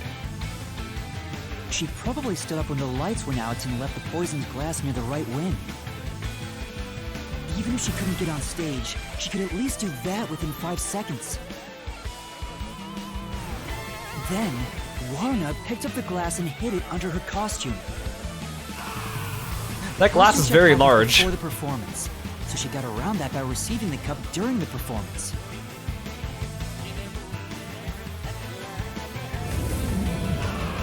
Yeah, that was way more than 5 seconds. So they passed the baton. They had to during show us in 5 slow seconds the motion lights because were we're out. dumb. The two of them must have rehearsed it as much as the rest of the play. They rehearsed that 5-second handing of the glass. But what happened after that? Suppose Waruna did get the poison glass. How did she swap it with the real glass while the play was still ongoing? I still think it would have been more hilarious if all three of them planned separate murders, but completely separate from each other, and then they like triple poisoned Karen by accident. A few moments after the blackout, there's a scene where Warna approaches the shelf. It only lasts 2 or 3 seconds, but Warna's hands in the shelf are completely hidden from the audience. At that moment, Warna could have switched out the original glass with the poison block. So they used the play itself for their seemingly impossible crime. Talk about guts. This is something only thespians could pull off. Shinigami? Isn't there a safer way down? Master, hurry up and break this one down too! Right.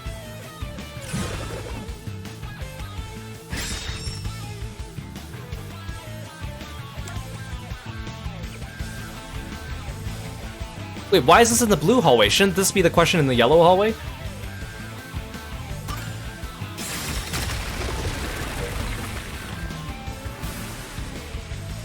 All right, we got this one too. Only a bit more! Let's keep going! Wait, can't we take a break? Yeah, it'd be like a twist, like, they only want to make Karen a little bit This is sick, the but then they final gave her a one. triple dose, so then she How was died. the poison glass chosen? For from here, it's exactly as we solved it before. So that means all 3 of them are good. See, again, all 3 of them are going to die after we solve this labyrinth. How is that going to help anyone? Kurine told Karin beforehand to take the glass the spotlight hits first. And then, after confirming the poisoned glass from the catwalk above, the spotlight was pointed directly at it. Like, it'll just maybe it'll distract Martina for a little bit, and then some other person's gonna run in and fix everything for us, because that's what happened in the last 2 cases. After we solve it, someone else comes in and barges in and saves us. Yeah, town's not gonna have anyone left in it by the time I'm done with all these mysteries. And that's the method behind the murder weapon. Method? Sounds more like madness if you ask me. That solves this mystery. We've almost reached the truth. Seriously? That's terrible. Huh? Why? Because I haven't gotten Shinigami to fall for me yet. That's not gonna happen, even if you stay here for 100 years. In fact, I basically think you're nuts. You know, beyond the hate, there could be love. And yet Shinigami seems like she hates Kurumi more than she hates Tetsuhiko for no reason. It's kind of like traveling the globe. You and I can go in opposite directions, but eventually meet. That's a stretch. I feel sick. This is the last wall. Master, are you ready? Let's solve this thing! Also, I still think it's hilarious her name's Karen. Right.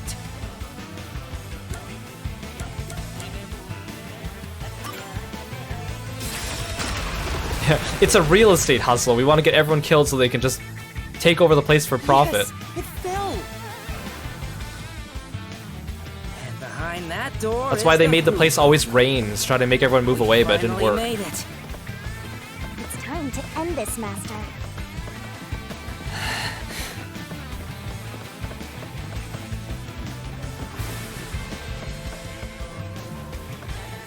Are we there yet? Is this the last stretch?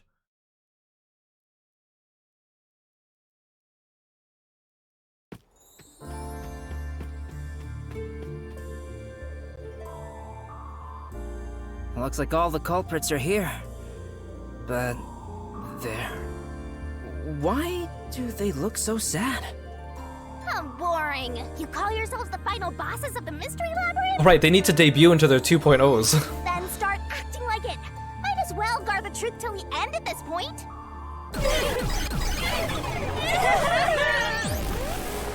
Oh, I don't even need to climb the staircase, I just need to go straight into this minigame. They're... I'm surprised we only had 1 barrel for that entire dungeon. Are they gonna fusion into 1 culprit?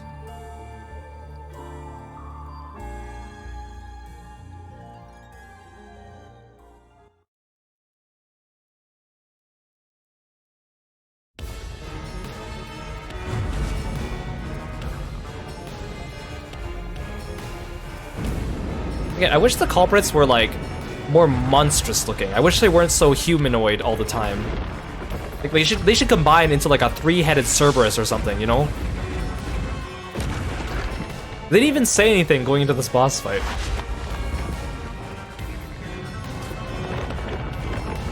I can't even rightly call it a boss fight either.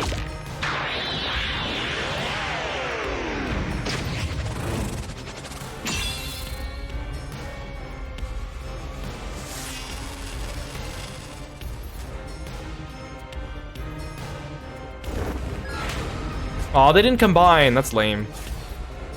They didn't even get a 2.0. Let's do this, Master!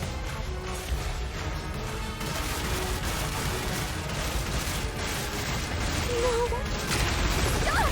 They're doing a collab instead, you're right. Stop!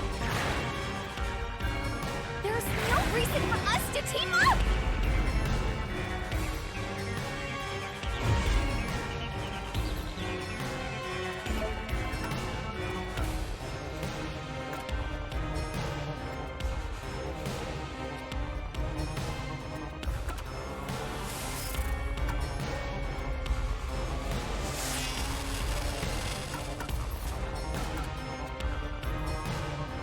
Is this what you want? Oh. I mean, they're all reasons why you need to team up. Master! Or I guess, is this Yoshiko specifically? Because she was the one who said it?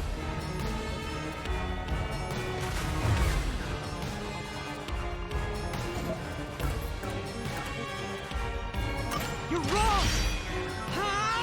Come on! Wait, really? I don't see how the photo explains why they need to team up. Master! Yeah. Well, they're asking why they're connected? That's not the same question, though. That doesn't answer this question.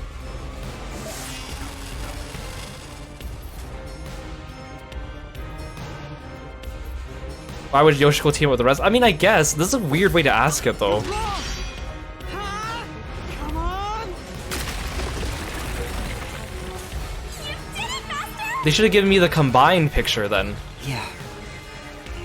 Yeah, I know they all had the photo, but presenting that one photo on that question doesn't make sense to me. It should be the combined photo. Again, it feels like the same thing with, like, teacher asks you a question, you give a correct answer, but they want you to answer the one that they want. I was thinking, like, logistically why they had to team up, and that was to have each of them have an alibi. I don't know about the others. Don't come any closer! There's nothing connecting us. See, now this is where I would present the photo. There's nothing connecting us. This is where I would... You're wrong! So just all the solutions are just the photos. You did it! Great job! That's right. So now it's the last photo.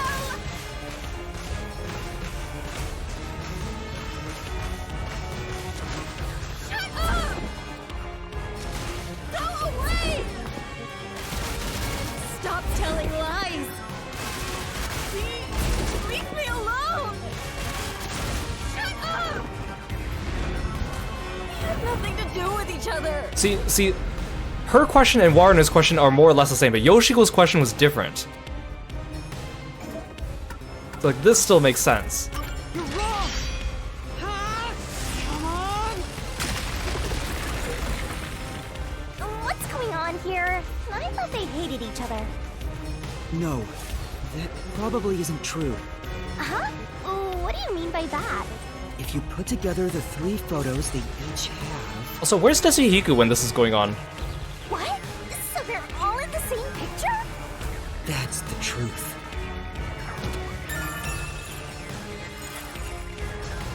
No need for mercy! Let's do this, Master! No! No! No! Stay away! Stop messing with me! Oh no! Stop! Stop! Stop! Stop it! How many more do I have to do? Get away from me!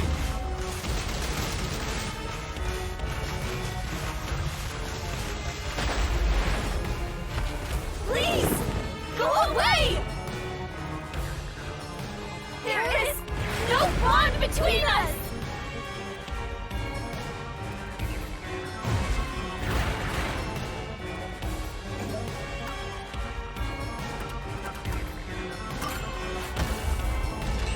This is the truth of the case!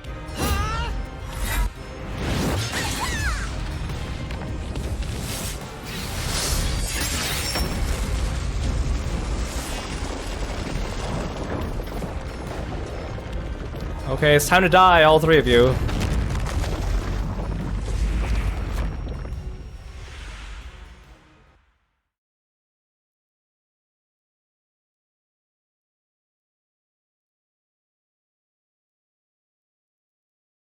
Is the next case gonna have 4 culprits, and the next one's gonna have 5 culprits, and then 6 culprits, and then 7 culprits?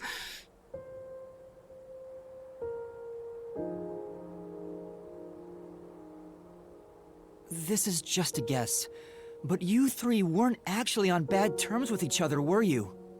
In fact, it was all an act to get revenge for Aiko. You all cherished the same picture with her. But yes, they all cherish Aiko, and yes, they all have the same picture. Why would they bother going through the trouble of ripping out every other part and then keeping it in their lockers that are definitely not locked? It was originally a single photo of you all together, with Aiko in the middle. You were all close friends. They could just hid the photo away somewhere else and gotten rid of it if they didn't want to implicate each other. It's very obviously the same photo, too. And when you connect the pictures together, everyone is there, smiling. And this would only confuse, like, me, who's an outsider in the school, because all the girls going to the school would have known that they were friends at some point, unless they were, like, secret friends or something like that, which doesn't seem to be the case. So, why? Come on, we've got work to do before you get all sappy. Let's go. One more push and we'll be done with this labyrinth. Like, see, they don't even get a chance to speak. What would a hero do?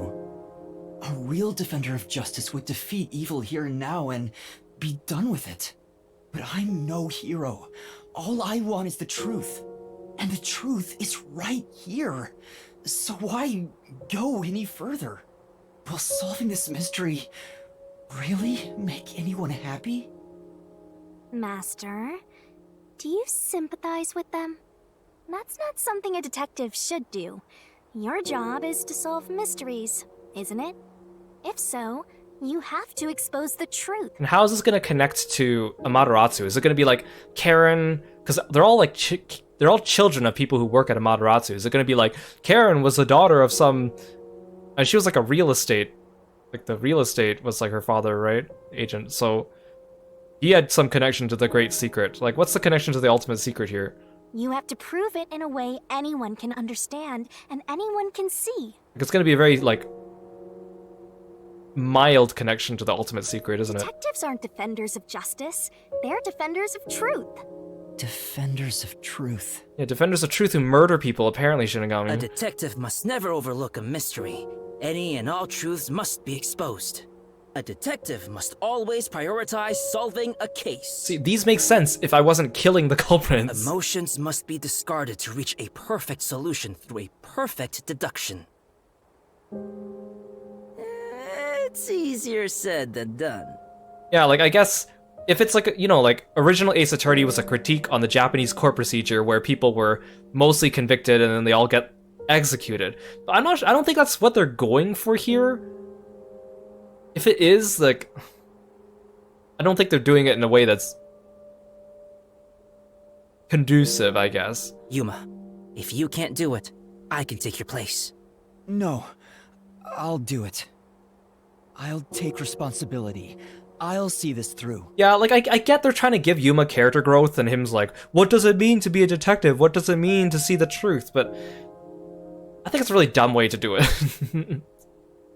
Especially because, like, here, I'll use Great Ace Attorney as an example. Like, Ryunosuke goes through all this character development with, like, who do I defend? What does the truth mean? And all that. But all his situations are grounded enough that we as the viewer can relate to him. But because this is so weirdly fantastical and makes zero sense, we don't really feel for Yuma. We can't really put ourselves in his shoes and be like, oh gosh, because the whole idea of, like, no, I'm not giving any spoilers. The whole idea of, like, the conflict here is just so outlandish that it just doesn't land with us. It feels like, again, we're just kind of backseating this movie, and we don't feel anything for him. While when we're actually playing as characters like Phoenix and Ryunosuke and Makoto, and, like, it feels like we're undergoing similar trials and tribulations as them because we can relate to them. I don't relate to any of this because this mystery labyrinth is such BS.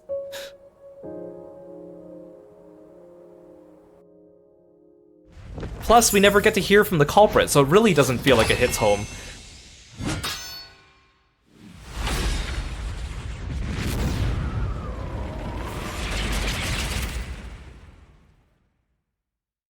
I don't know, whatever themes they're getting across in this game, they're there. I just think there's better ways they could have done it. That's what I'm trying to say. I'm not missing the point. I just don't think their point is being given the way that is very good. And again, it's like, okay, we got to this big climax, and then we get to hear this like gentle music as we solve this part.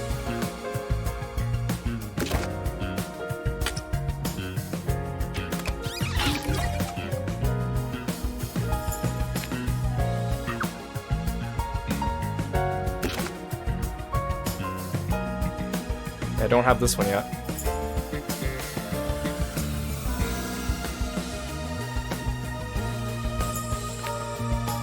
That too, in this game they kind of confused the detectives for prosecutors. It would have made more sense if we were like prosecutors and they wanted to give off this theme, you know?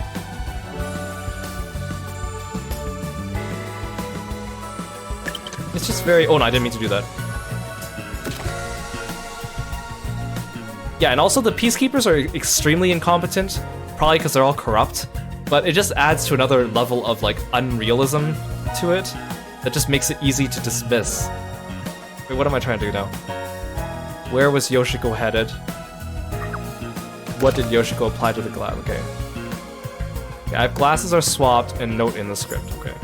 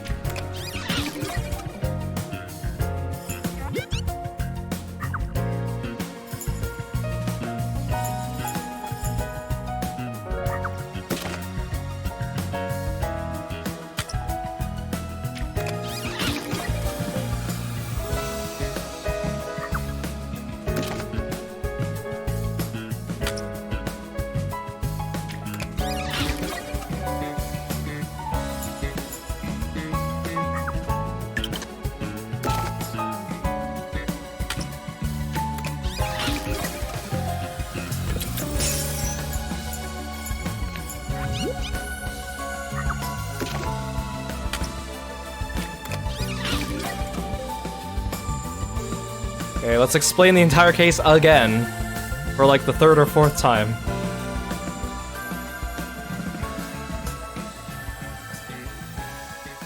Like, I always felt like in Danganronpa, whenever you do the comic recreations at the end, it's more just to clear up any confusion, because the cases were so confusing sometimes you kind of needed someone to just summarize it at the end. These ones are not that confusing. Theater Club members. Truth bombs are about to be dropped! Time for the deduction denouement! This case begins with Aiko's death 6 months ago. Aiko was thought to have committed suicide by jumping off the roof. Truth caught and murdered her. The shoes left on the roof had dirt on them from the flower bed at the crime scene. The bloodstains on the bricks were also unnatural. And it was obvious that an amateur had faked it. If it wasn't a suicide, it would contradict Cotton's testimony. However, he didn't originally intend to kill Aiko. It was a crime of passion. Again, we don't completely know this. Like, it's a good assumption, but we don't have proof. So they got into an argument, Cotton saw red, then boom? Women are so scary. Yoshiko, Waruna, and Kurane probably realized the truth behind what happened. The three teamed up to avenge Aiko. They used the dress rehearsal to commit this crime. Regardless of the reason, getting together to plan a murder is pretty crazy. Yoshiko in the audience was to bring the poisoned glass into the theater hall. Once unsealed, the poison is harmless after 30 minutes. So though, she went to the lab 15 minutes after the play began. The poison container is too big to transport unnoticed, so she applied it to the glass in her bag with a paintbrush. Yeah, why is this poison so easy to access to? No one locked the cabinet or the classroom. Thus, the poison glass was created. And also just the fact that they even have like this giant vat of poison that doesn't work after 30 minutes when you open it. Yeah, you're right. You know, you're right. You're absolutely right, Lork. They should just use the nail man.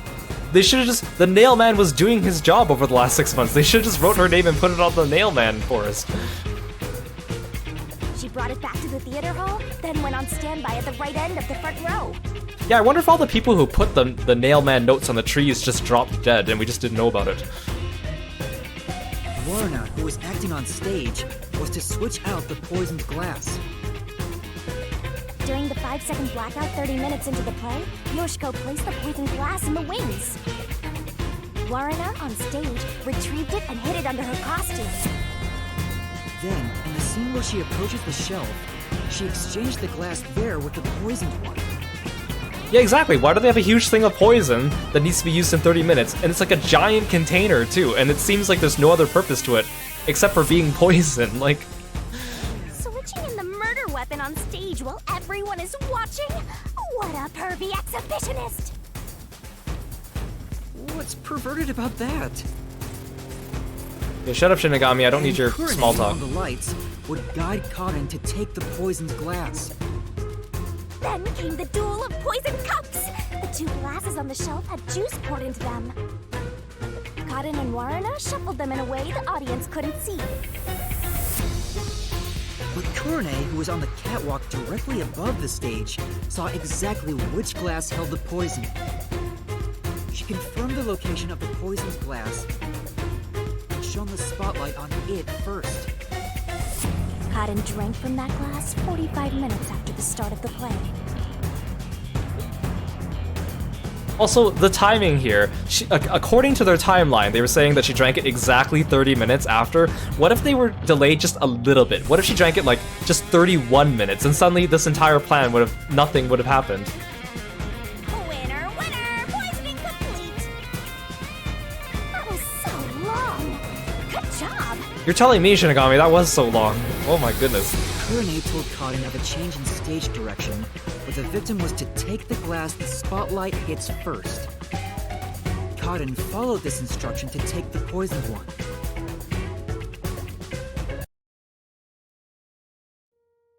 The whole sequence of events for this crime would have been impossible for a single person.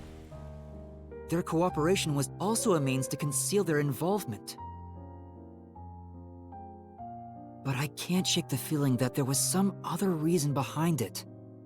The ruthless, disgusting criminals who conducted this murder are... Yoshiko! Warna! Kurine! You are the killers! Wait, what? They may have pretended to always be at odds with one another, but deep down, they were bonded through their shared admiration for Aiko.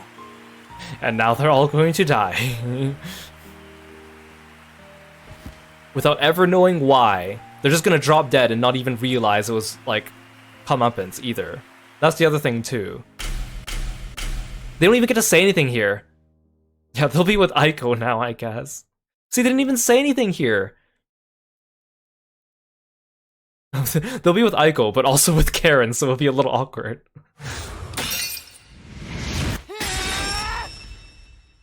This is my answer!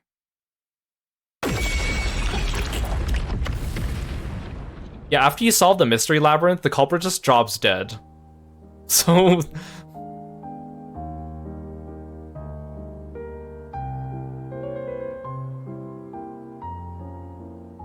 Was there really no other way? Was there no way to prove Karin did this without killing her? That's not possible. Not in Kanai Ward. The Peacekeepers bend the truth whichever way they want to. The three girls couldn't get justice from them, which led to this crime.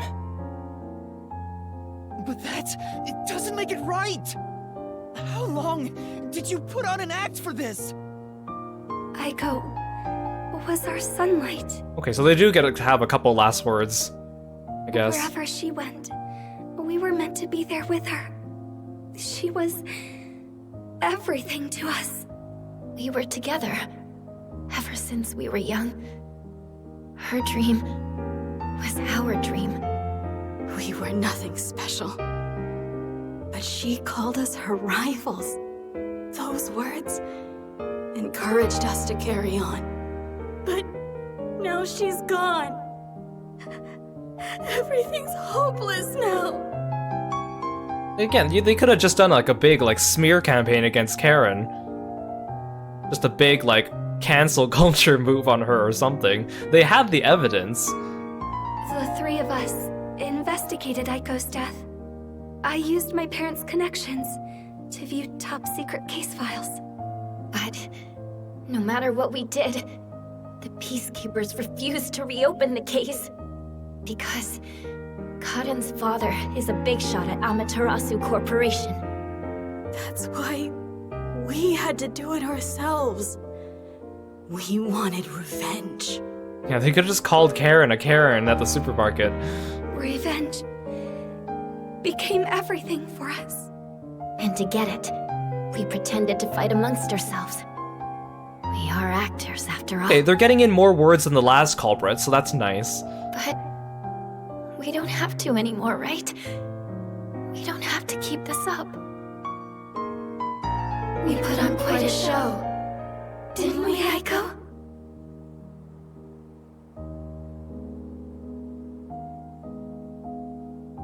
Okay, so more satisfying than the last case, but still not super satisfying. This leaves a bad taste in my mouth. Then again, most cases do. But that's the end. We can finally return to the real world. I hope the girls open up like that in the real world too. About that, Desahiko, there's another rule I forgot to tell you about. No, I don't think they can. Huh? Why is that? Oh, also, where's Shinigami? Oh, she's just doing her job. Right here.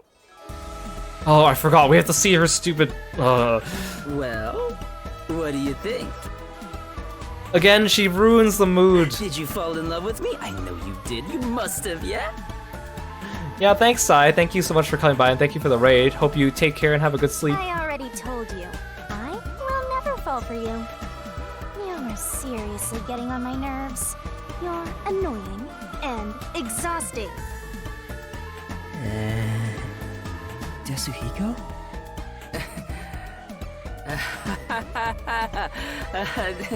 Did you think I was serious? I was just testing the bond between you two. Our bond? It's more like a curse, at least to me. Right. I was just testing. I wasn't serious at all. I didn't get rejected, okay? I didn't. Again, we had such a lovely, tender moment. Yuma was so torn about his morals, and then we have this misplaced humor that just takes away from everything. All right, just calm down. Anyway, let's do it. Time to exterminate the souls of the true culprits and destroy the mystery labyrinth. Wait, Shinigami, do we really have to do this? I mean, they're murderers. The reason why doesn't matter. I make my living reaping the souls of criminals. Because I'm Shinigami.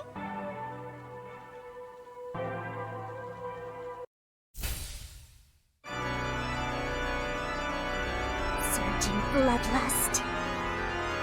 Overflowing despair. The brilliant soul of Shinigami shall expunge this cursed chaos. Death to all deplorables. To the final mystery labyrinth.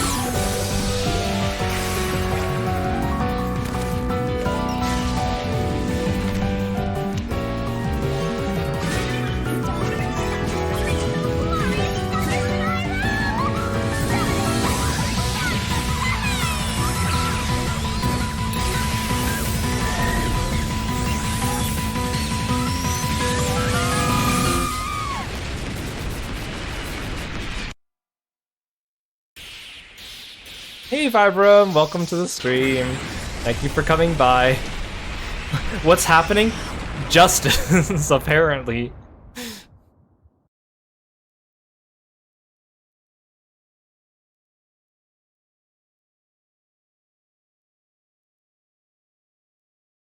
Like, I mean, I think by the end of the game, it's gonna come to some resolution where Shinigami, like, changes her ways about doing her job or what she believes in. But because the game obviously wants us to still like her, I don't think they're gonna make her, like, the final boss. It's probably gonna be, like, number 1 or whoever's in charge of Kanai Ward. But she's gonna have some, like, side character development that makes her, like, come around to Yuma's way of thinking. Like, that's how I see it.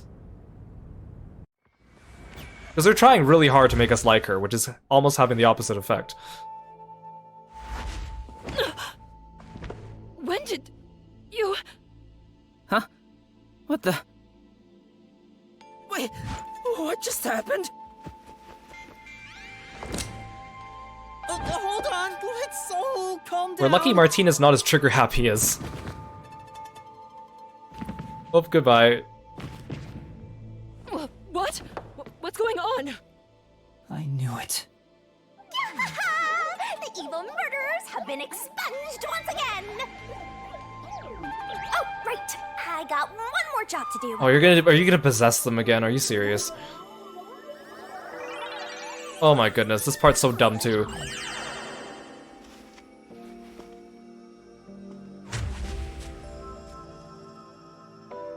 Excuse me, everyone. The culprits behind this incident were Waruna, Kurne, and myself. All 3 of us conspired to poison Cotton. The way we got her to ingest the poison was... Oh, she's actually giving a full explanation this time. And then she's just gonna drop dead again after?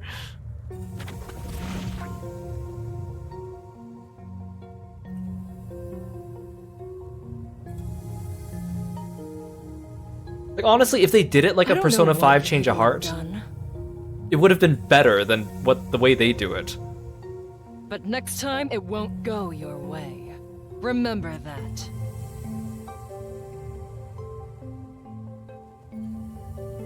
Yeah, at least this time she did it properly, but... I mean, Martina totally could have still shot us. She totally still could have been like, you were still interfering, bang bang! You were still pretending to be me, bang bang! She was staring at me the whole time. She's gotta be in love with me. Oh, fine. I guess she can keep the peace of my love as well. Hey, what's got you so down? All 3 of them just died out of nowhere. Nobody's to blame for that. Oh yeah, it's even weirder in here than Persona 5, because it's not actually the culprits confessing, it's the culprits just literally dying. And then Shinigami puppets their body to fake a confession, and then makes them drop dead again. Like, it's so much worse. There's no reason for either of us to feel guilty. Seems like all the memories from the Mystery Labyrinth are completely gone.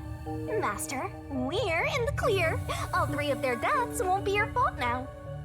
That's not what I'm worried about. Yeah, they're actually just dead. The culprits just drop dead without saying anything.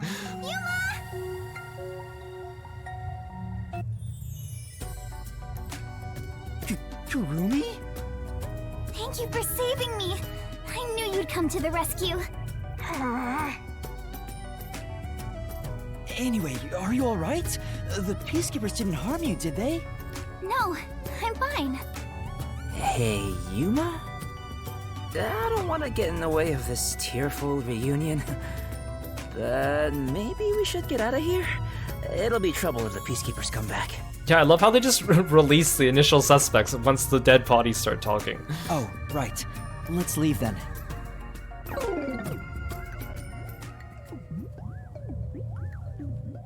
Also, I guess, does that mean this chapter also didn't have any side quests? Because the only time we were in the city was when we were getting Desuhiko. And then we moved to the academy. Unless there were a couple side quests that I had to go find, which I didn't. Like, move out of my way to go get them. They did? Oh well. They weren't very fun. The side quests in this game aren't very fun anyways. Also, that's a new loading screen. Oh yeah, I promised Yako I was gonna get him food. Yeah, I totally I forgot. want to head to the agency and put Been like in a good whole word day. for you. I don't really get how it all ended, but I have a hunch. Yuma, you did all the work, right? Huh? Guess he's got good intuition. Looks like I won't be calling you Rookie from here on out. Let's keep working together, my man. Mind your manners as you walk your girl home.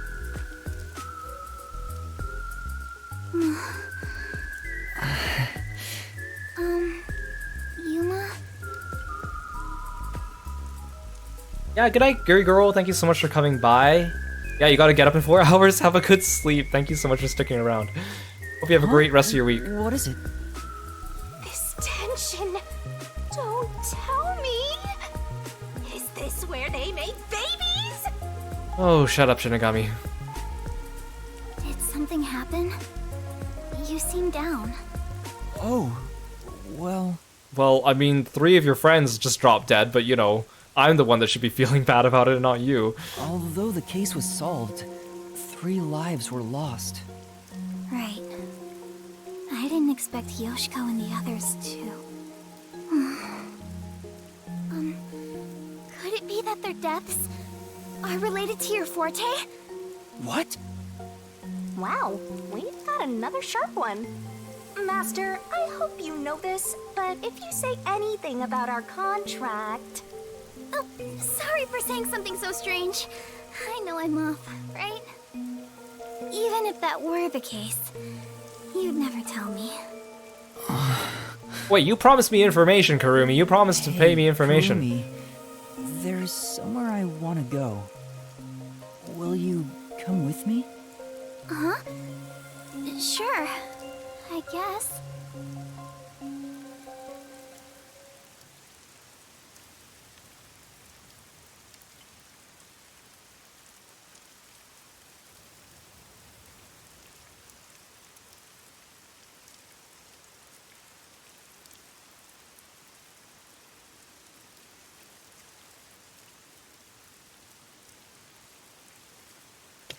It takes an hour to style Yasuhiko's bangs every day.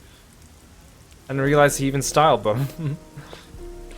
He looks like he just has permanent bedhead. Wow! What a nice view! It's like a secret hideout. I didn't know that Kamasaki had a place like this. Please, help me save this city. Save this city, huh? I managed to save Kurumi by solving the case. But I killed those 3 girls. I'm responsible for their demise. If I had let the peacekeepers deal with it, at least their deaths could have been prevented. Yeah, and then Karumi would have died. What exactly did I even solve? It's not a true solution if we can't save everyone. What I gained in exchange for my memories isn't some convenient, mystery-solving tool. It's literally the power of a death god. Yeah, Yuba, that's what we've been doing this whole time. You know, honestly, again, if you were just a better detective, or even like a half-decent detective, you could have pieced together most of those clues before going to the Mystery Labyrinth. What are you musing about? You can't reclaim the past, and you're not gonna get your memories back either. In the end, you just have to accept it. Accept it? Instead of believing in some vague thing like justice, just believe in the truth. Hey, Bookites, welcome to the stream. Thank you so much for following me. Welcome, welcome, and thank you for being a froggy They friend. say there's only one truth, and there's only one type of person who can find their way to that truth. Incorrect. We learned from Umineko there is possible to have more than one truth existing simultaneously. Detectives. Even if I have to sacrifice others to find it, I should let so many people die for the truth? Master, you keep going to extremes. It's part of why you're a greenhorn. Seems like you still have much to learn under my guidance. Would killing the culprits in real life also destroy the Mystery Labyrinth? I guess technically yes. But then the mystery would still technically be unsolved if they don't confess to it. Would just become like a chain. Like how Karen died, but then I guess you just make a new mystery labyrinth then, right? Because Karen died, but then they killed Karen, and then they created a new mystery labyrinth in the process that just kind of layered itself on top of Karen's. Like, is it just a chain? What if they die of natural causes? What happens to the mystery labyrinth? So many questions. What is the truth? Why did I become a detective to seek it? Yuma? Huh? Oh, yes? Quiet, Kurumi. I'm having an existential crisis right now. I know I already said this, but thank you so much. You are exactly the kind of person I thought you were. What do you mean by that? You're my hero. I'm no hero. I was just trying to expose the truth. But thanks to you, I was saved. If you weren't around, I wouldn't be here today. Okay, so cough up your information for me, Kurumi. That's why a detective who exposes the truth is a hero in my book.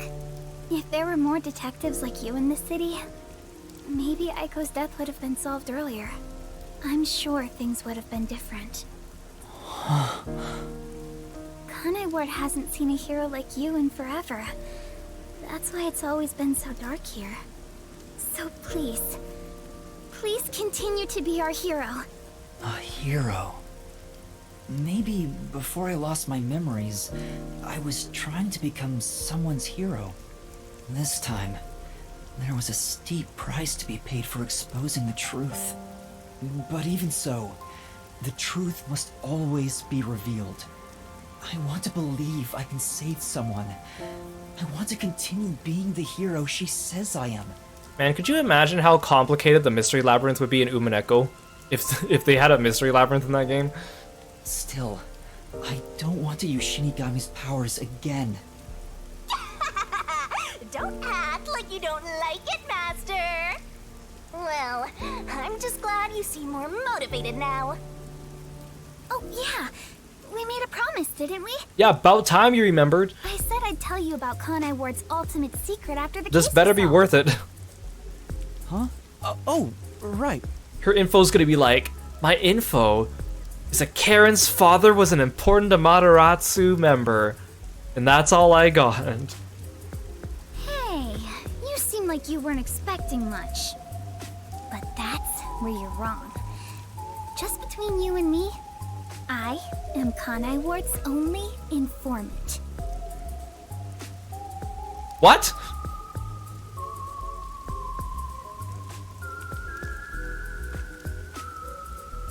Informant? Are you serious? A high school girl informant? I'm still a beginner, though. I started 3 years ago after taking over from my grandfather. I mean, she is more sharp than the other random NPCs we've been meeting, but... And now that the peacekeepers control the city, there isn't much of a demand for information anymore. No wonder you know so much about rumors. Besides... Please tell me your information you were gonna give me was more than just telling me that you were an informant. As an informant, you should have more information to give me. Hey Gloctus, welcome to the stream. Thank you so much for following me and being a Froggy friend. Welcome, welcome. I haven't felt this nervous since I was chased by those peacekeepers. That also explains why the peacekeepers were after you. Okay, so cough up your information, girl. Rumi is an informant. Maybe she does have some crucial information about Kanai Ward's ultimate secret. How does she know she's the only one? There could be other informants that are just better at their job at concealing it. So, Kurumi, what do you know about Kanai Ward's ultimate secret? Well, it's likely connected to the top secret research that Amaterasu Corporation is conducting. Okay, you already said that. I think it has something to do with why the unified government approved of Kanai Ward's isolation. You'll bet Boy is an informant. Ah yes, Boy. Top secret research? Approved the isolation? Kanai Ward has always been a city centered around Amaterasu. But there was a lot more freedom in the past. People were allowed to come and go as they pleased. It became an autonomous zone, free from the Yuji's influence only a few years ago. The reason behind it has to do with the top-secret research that Amaterasu is conducting. But what is the research? I don't know all the details, but it's supposed to be able to change the entire structure of the world. All nations and enterprises worldwide want it. This research is what turned Amaterasu into a major global corporation. And that research is being done in Kanai Ward? I think so. It would explain why Kanai Ward's been isolated. It's so their research doesn't leak out. Research that can change the world? If that's true, it's some serious stuff. No wonder number 1 of the WDO would risk his neck here. Do you know any more details about that research? I do know a little bit. Grandpa risked his life to obtain one piece of confidential information about Amaterasu Corp. Come on, drop it for me, girl. Give me some big plot twist or something. Tell me it's like time travel or something like that. Or tell me it's research into Shinigami's or something like that. Come on, cough it up. And I believe that somehow, it has to be related. What do you mean? Research to create a homunculus, an immortal monster. Okay. Homunculus? Immortal monster? Now, wait just a minute. Are you serious? Yeah, is this Full Metal Alchemist? I don't have any proof, but it's a fact that Amaterasu Corporation has previously researched homunculi. Homunculi? Being researched in this city? Is that Kanai Ward's ultimate secret? Immortal monsters? Homunculi? It's turned into a fantasy story out of nowhere. It's already been a fantasy story, Shinigami. With your very existence turns this into a fantasy story. Oh, I'm sure not one to talk. See, there you go. Okay, at least you're self-aware. That's all I know. Well, is my information useful to you? Yeah, sure, it was useful. I was gonna say it was too vague and useless until you mentioned the homunculus, but... Although, most of it was left behind by my grandpa. Left behind? One day, my grandpa just vanished. He's been missing ever since. That's why I decided to take over where grandpa left off as an informant. What if... am I the homunculus? So, do you think what I've shared might help? Yeah. This is huge, considering how I had nothing until now. Really? That's great! I'm actually useful to a master detective! Oh, about that master detective thing. Look! That's where my grandpa used to live! That takes me back. I wish I could see him again. Oh well. And that's how you'll keep taking advantage of a high school girl, huh? Is her grandpa gonna be revealed to be like number 1 or something else? She didn't say. She said he got taken away, but she didn't say he died. By the way, right? Kurumi, why do you think your grandfather disappeared? So, it's probably gonna be a character that we know or come across. Could it be the Peacekeepers? No, I don't think the Peacekeepers have anything to do with it. Or maybe her grandfather is the NPC we know as Grandfather. Grandpa vanished before Kanai Ward became isolated. He was just suddenly gone. But I do believe I'll see him again someday. I think her grandpa has to be number 1. Master, forget about some geezer you don't even know. What about this homunculus stuff? The homunculus research. If Amaterasu Corporation is still researching some immortal monster in Kanai Ward, it makes sense why there'd be such tight security. They fear the secret leaking to the outside world. Maybe it even has something to do with the great global mystery that number 1 mentioned. Yeah, thanks for coming by, Valkyria. Good luck with your meeting. Yeah, it's too specific. The NPC is called Old Man, not Grandfather. Old Man. Speaking of which, what could the great global mystery be anyway? There's too much stuff we don't know, but you're one step ahead of the other detectives now, yeah? What if the great global mystery is that everyone is a homunculus? Guess that flat-chested Uggo is kinda useful. Oh, what's that, the 8th time you said that now? Maybe I should stop calling her Uggo now. No We'll just call it flat. Yeah, I think that counts. That's 9. Still gonna hold on to that, huh? I guess this is technically an improvement. You're gonna keep this info to yourself, right? It'll help you get ahead of the other master detectives. No, I'll report this to everyone. This isn't something I can deal with alone. Ugh, how lame. Couldn't you strike a pose and shout something like, "I'm coming for you, Amaterasu"? That's not my role. All I can do is investigate Kanai Ward's ultimate secret just a little bit further. Okay, here's my crazy theory. Amaterasu Corporation is actually the NOL from Blaze Blue, and they're creating homunculi, and those are just the Murakumo units. That's why Amaterasu is also the name of the unit they use for Hakumen. Rachel, we need you to come save us with Tsukuyomi, please. The rest should be left to the real master detectives to handle. This is all just a prequel to Blaze Blue. This is my fault as your mentor for babying you so Yeah, much. Bang is just Yako.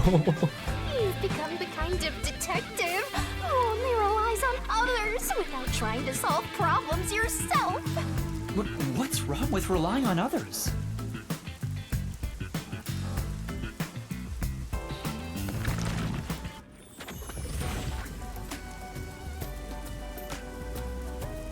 Thank you so much for today. Yeah, Yomi gives off Jin vibes. The pleasure is all mine. I'm kinda hungry. Maybe I should go buy a meat bun on the way home. Would that make Martina a Ragna?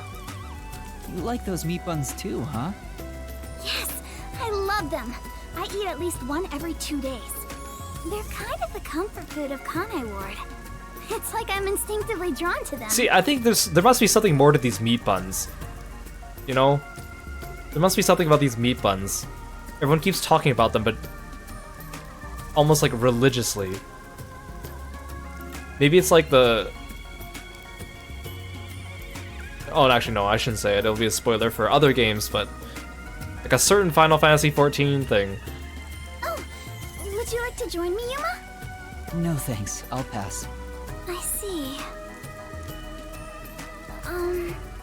Will we meet again? Huh? Yeah, of course. That's great! If you ever need any information, you can count on me. See you later. I hope she's okay on her own. I couldn't bring myself to say, I'll walk you home. Just say it. What are you, 12? You sure you don't want to go back to the agency? Weren't you running an errand a while ago? I think he actually is 12 though. You're right! Oh no, I better hurry back. Yeah, Yako asked you to get breakfast. It's long past school hours now because of the play. Why am I getting this new loading screen instead of the tips screen that they usually give me?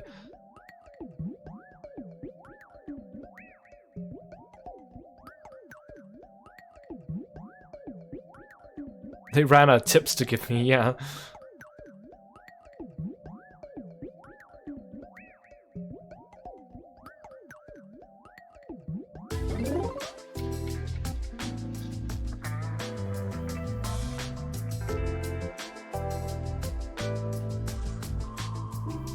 Homunculus research. I still can't believe it's true. Does it ring a bell, Chief? I like how Lara's jacket always clips through the chair that she sits on too. Unfortunately, I've never even heard of it. You sure it's not just some rumor? The way Kurumi explained it leads me to think it's true. Regardless, there's too little information. We lack anything definite at the moment.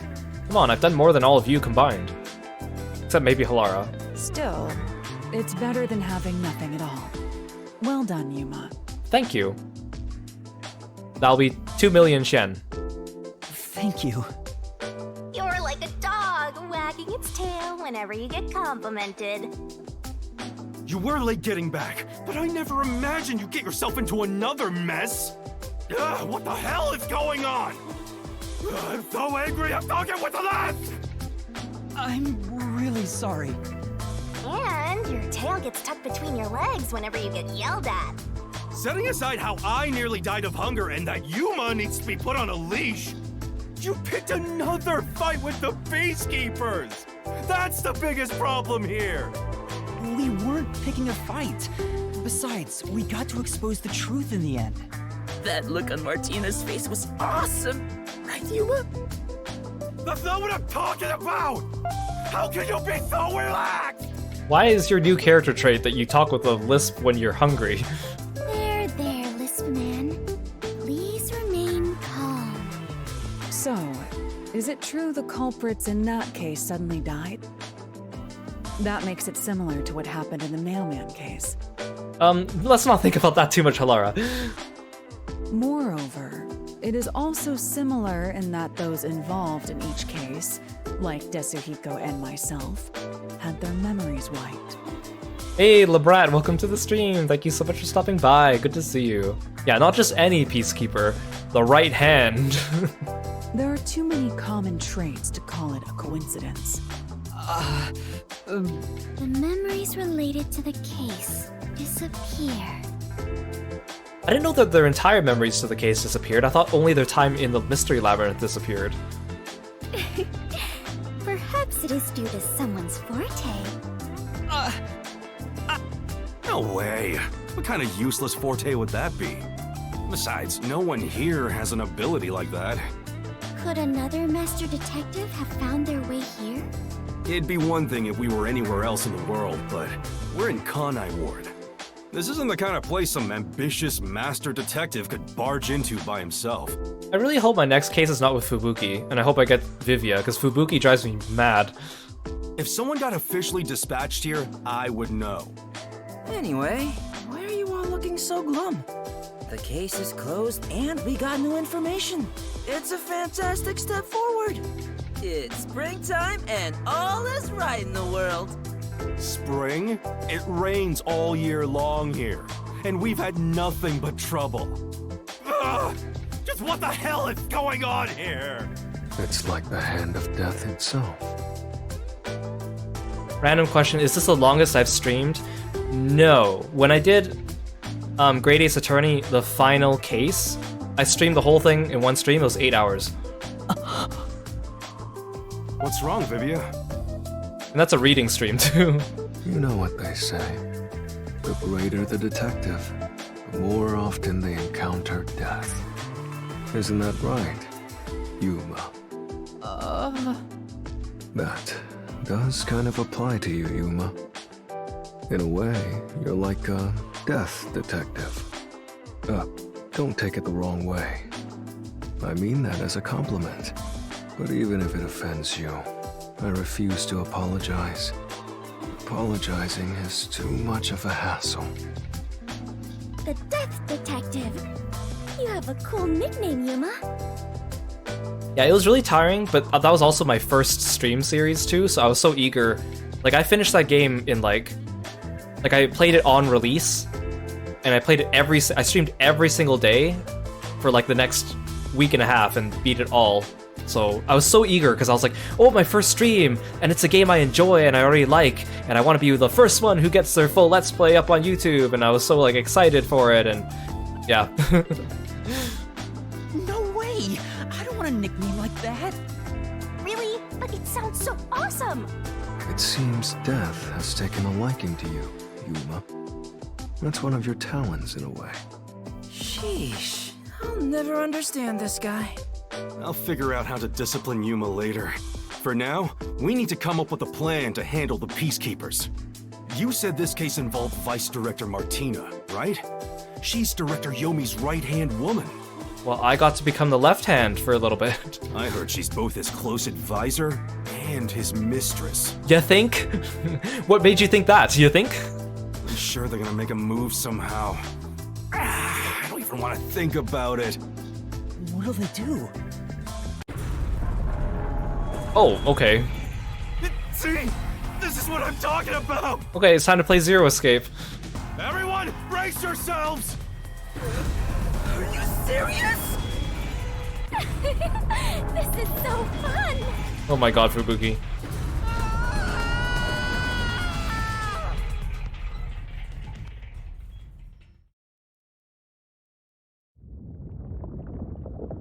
The agency is sinking. Where is everyone? Somebody help. Surely the room didn't fill up that quickly. Hey, Master! Snap out of it! Come on!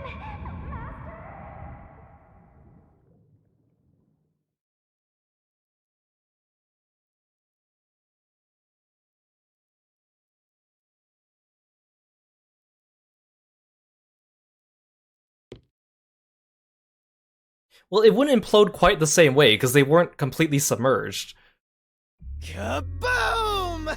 Oh, it sank, all right. Or I guess you just hit me with a missile or something. This is the bolt of judgment, the fire of purification, a supernova explosion! Hey! Who prepared that torpedo? Unfortunately, it was I, Martina Electro. I figured it was you.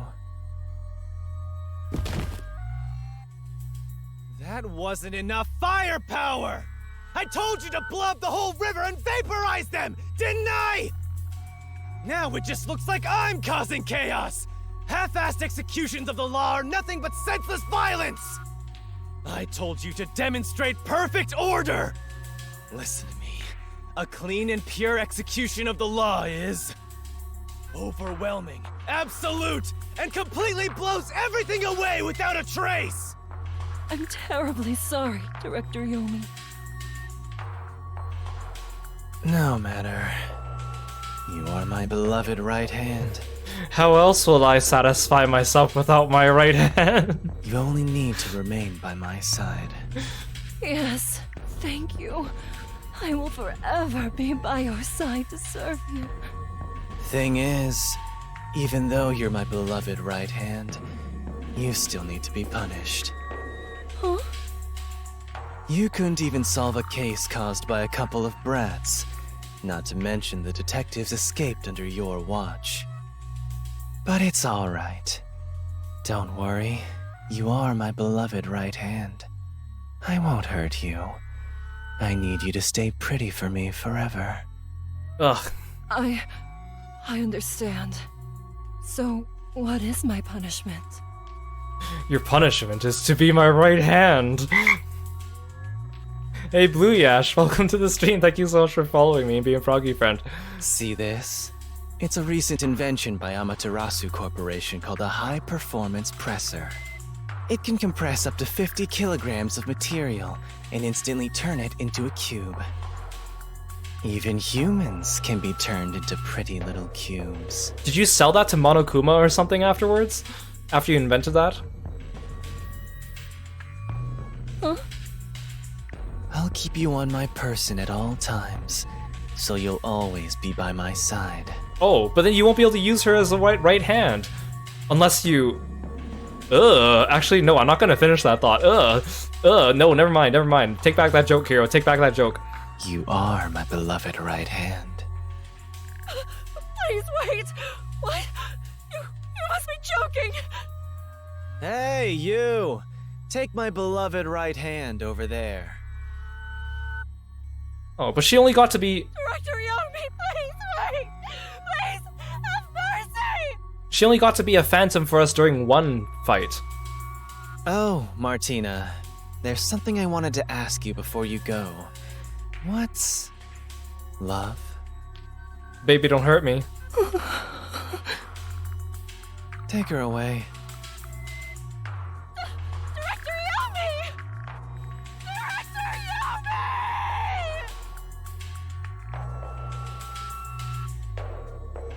Yomi! All right. Now, let's go find the corpses of those detectives that got blown up.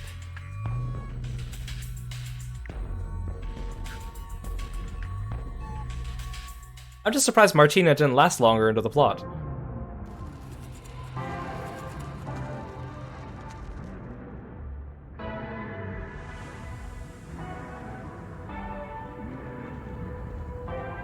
Good day, sir. What's that? You don't know? I guess not, since you're still new. That's number one, the leader of the World Detective Organization. That's him? I had no idea. Why would someone that high up be here underground? There's a book vault here. It's a secret book vault that only number one can enter with his biometrics. It supposedly contains data from generations of great detectives, sealed books, and so on.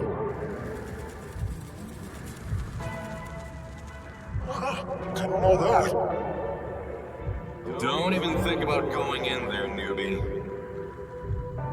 I know. Wasn't number one carrying an old book just now? I wonder what that book was. You're curious? Well, how about you go investigate? You may be a trainee, but you're still a detective. Investigate? Me?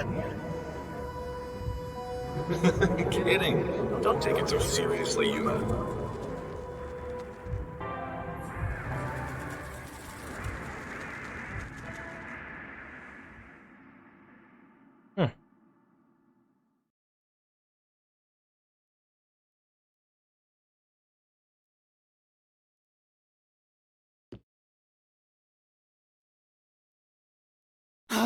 Oh, we actually get to see? I thought they'd wait until chapter 3 to show us the like what happened after this. Huh?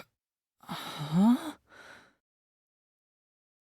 didn't think they'd show it to us at the end of chapter 2. Wait, where am I? Keep us in suspense. Beats the hell out of me. But weren't you by my side the whole time? Don't you know what happened to us? Like that time back at the Amaterasu Express. I was only able to stay awake back then because we just made the pact and we weren't fully synchronized yet. But that didn't work this time. When you lose consciousness, my vision also goes dark. Actually, do you remember drifting in the river after the explosion? You almost died. Hell, even as a death god, I thought I was gonna die. This is no laughing matter. Anyway, because your biological activity stabilized, I was also able to wake up. Everything's a-okay so far. Now, let's go find out where we are. I want to go exploring so bad, my eyes are watering. Wait, you're not going to give me the 4 save point? That's a bit dramatic.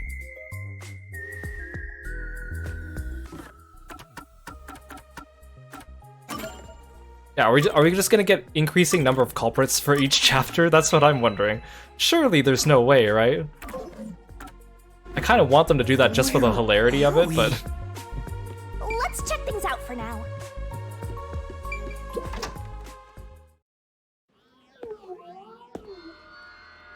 Oh, wow.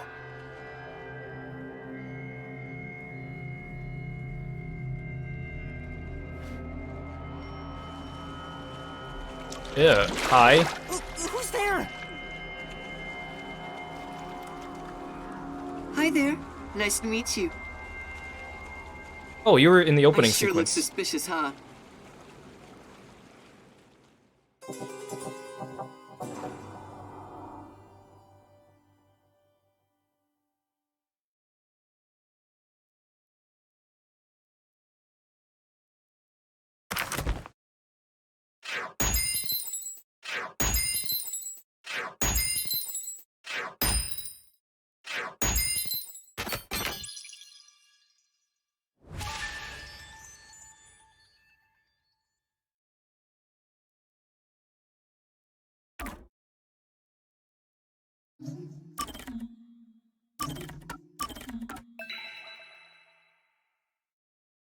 Ooh, we did it. We did this entire chapter, well, we did this entire chapter except for the first hour in one stream.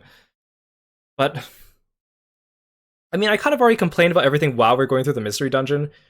And I apologize if I keep saying the same complaints, but I feel like they're very legitimate critiques. Like, this mystery was better than the previous one, but again, like, the first part of the investigation is kind of like, oh, this is still kind of mysterious. I'm still piecing things together, or I still have a vague idea of what's happening. But then by the time we do like the last third or last quarter of the investigation, it's like, we've already figured everything out. And then the mystery labyrinth is just redundant.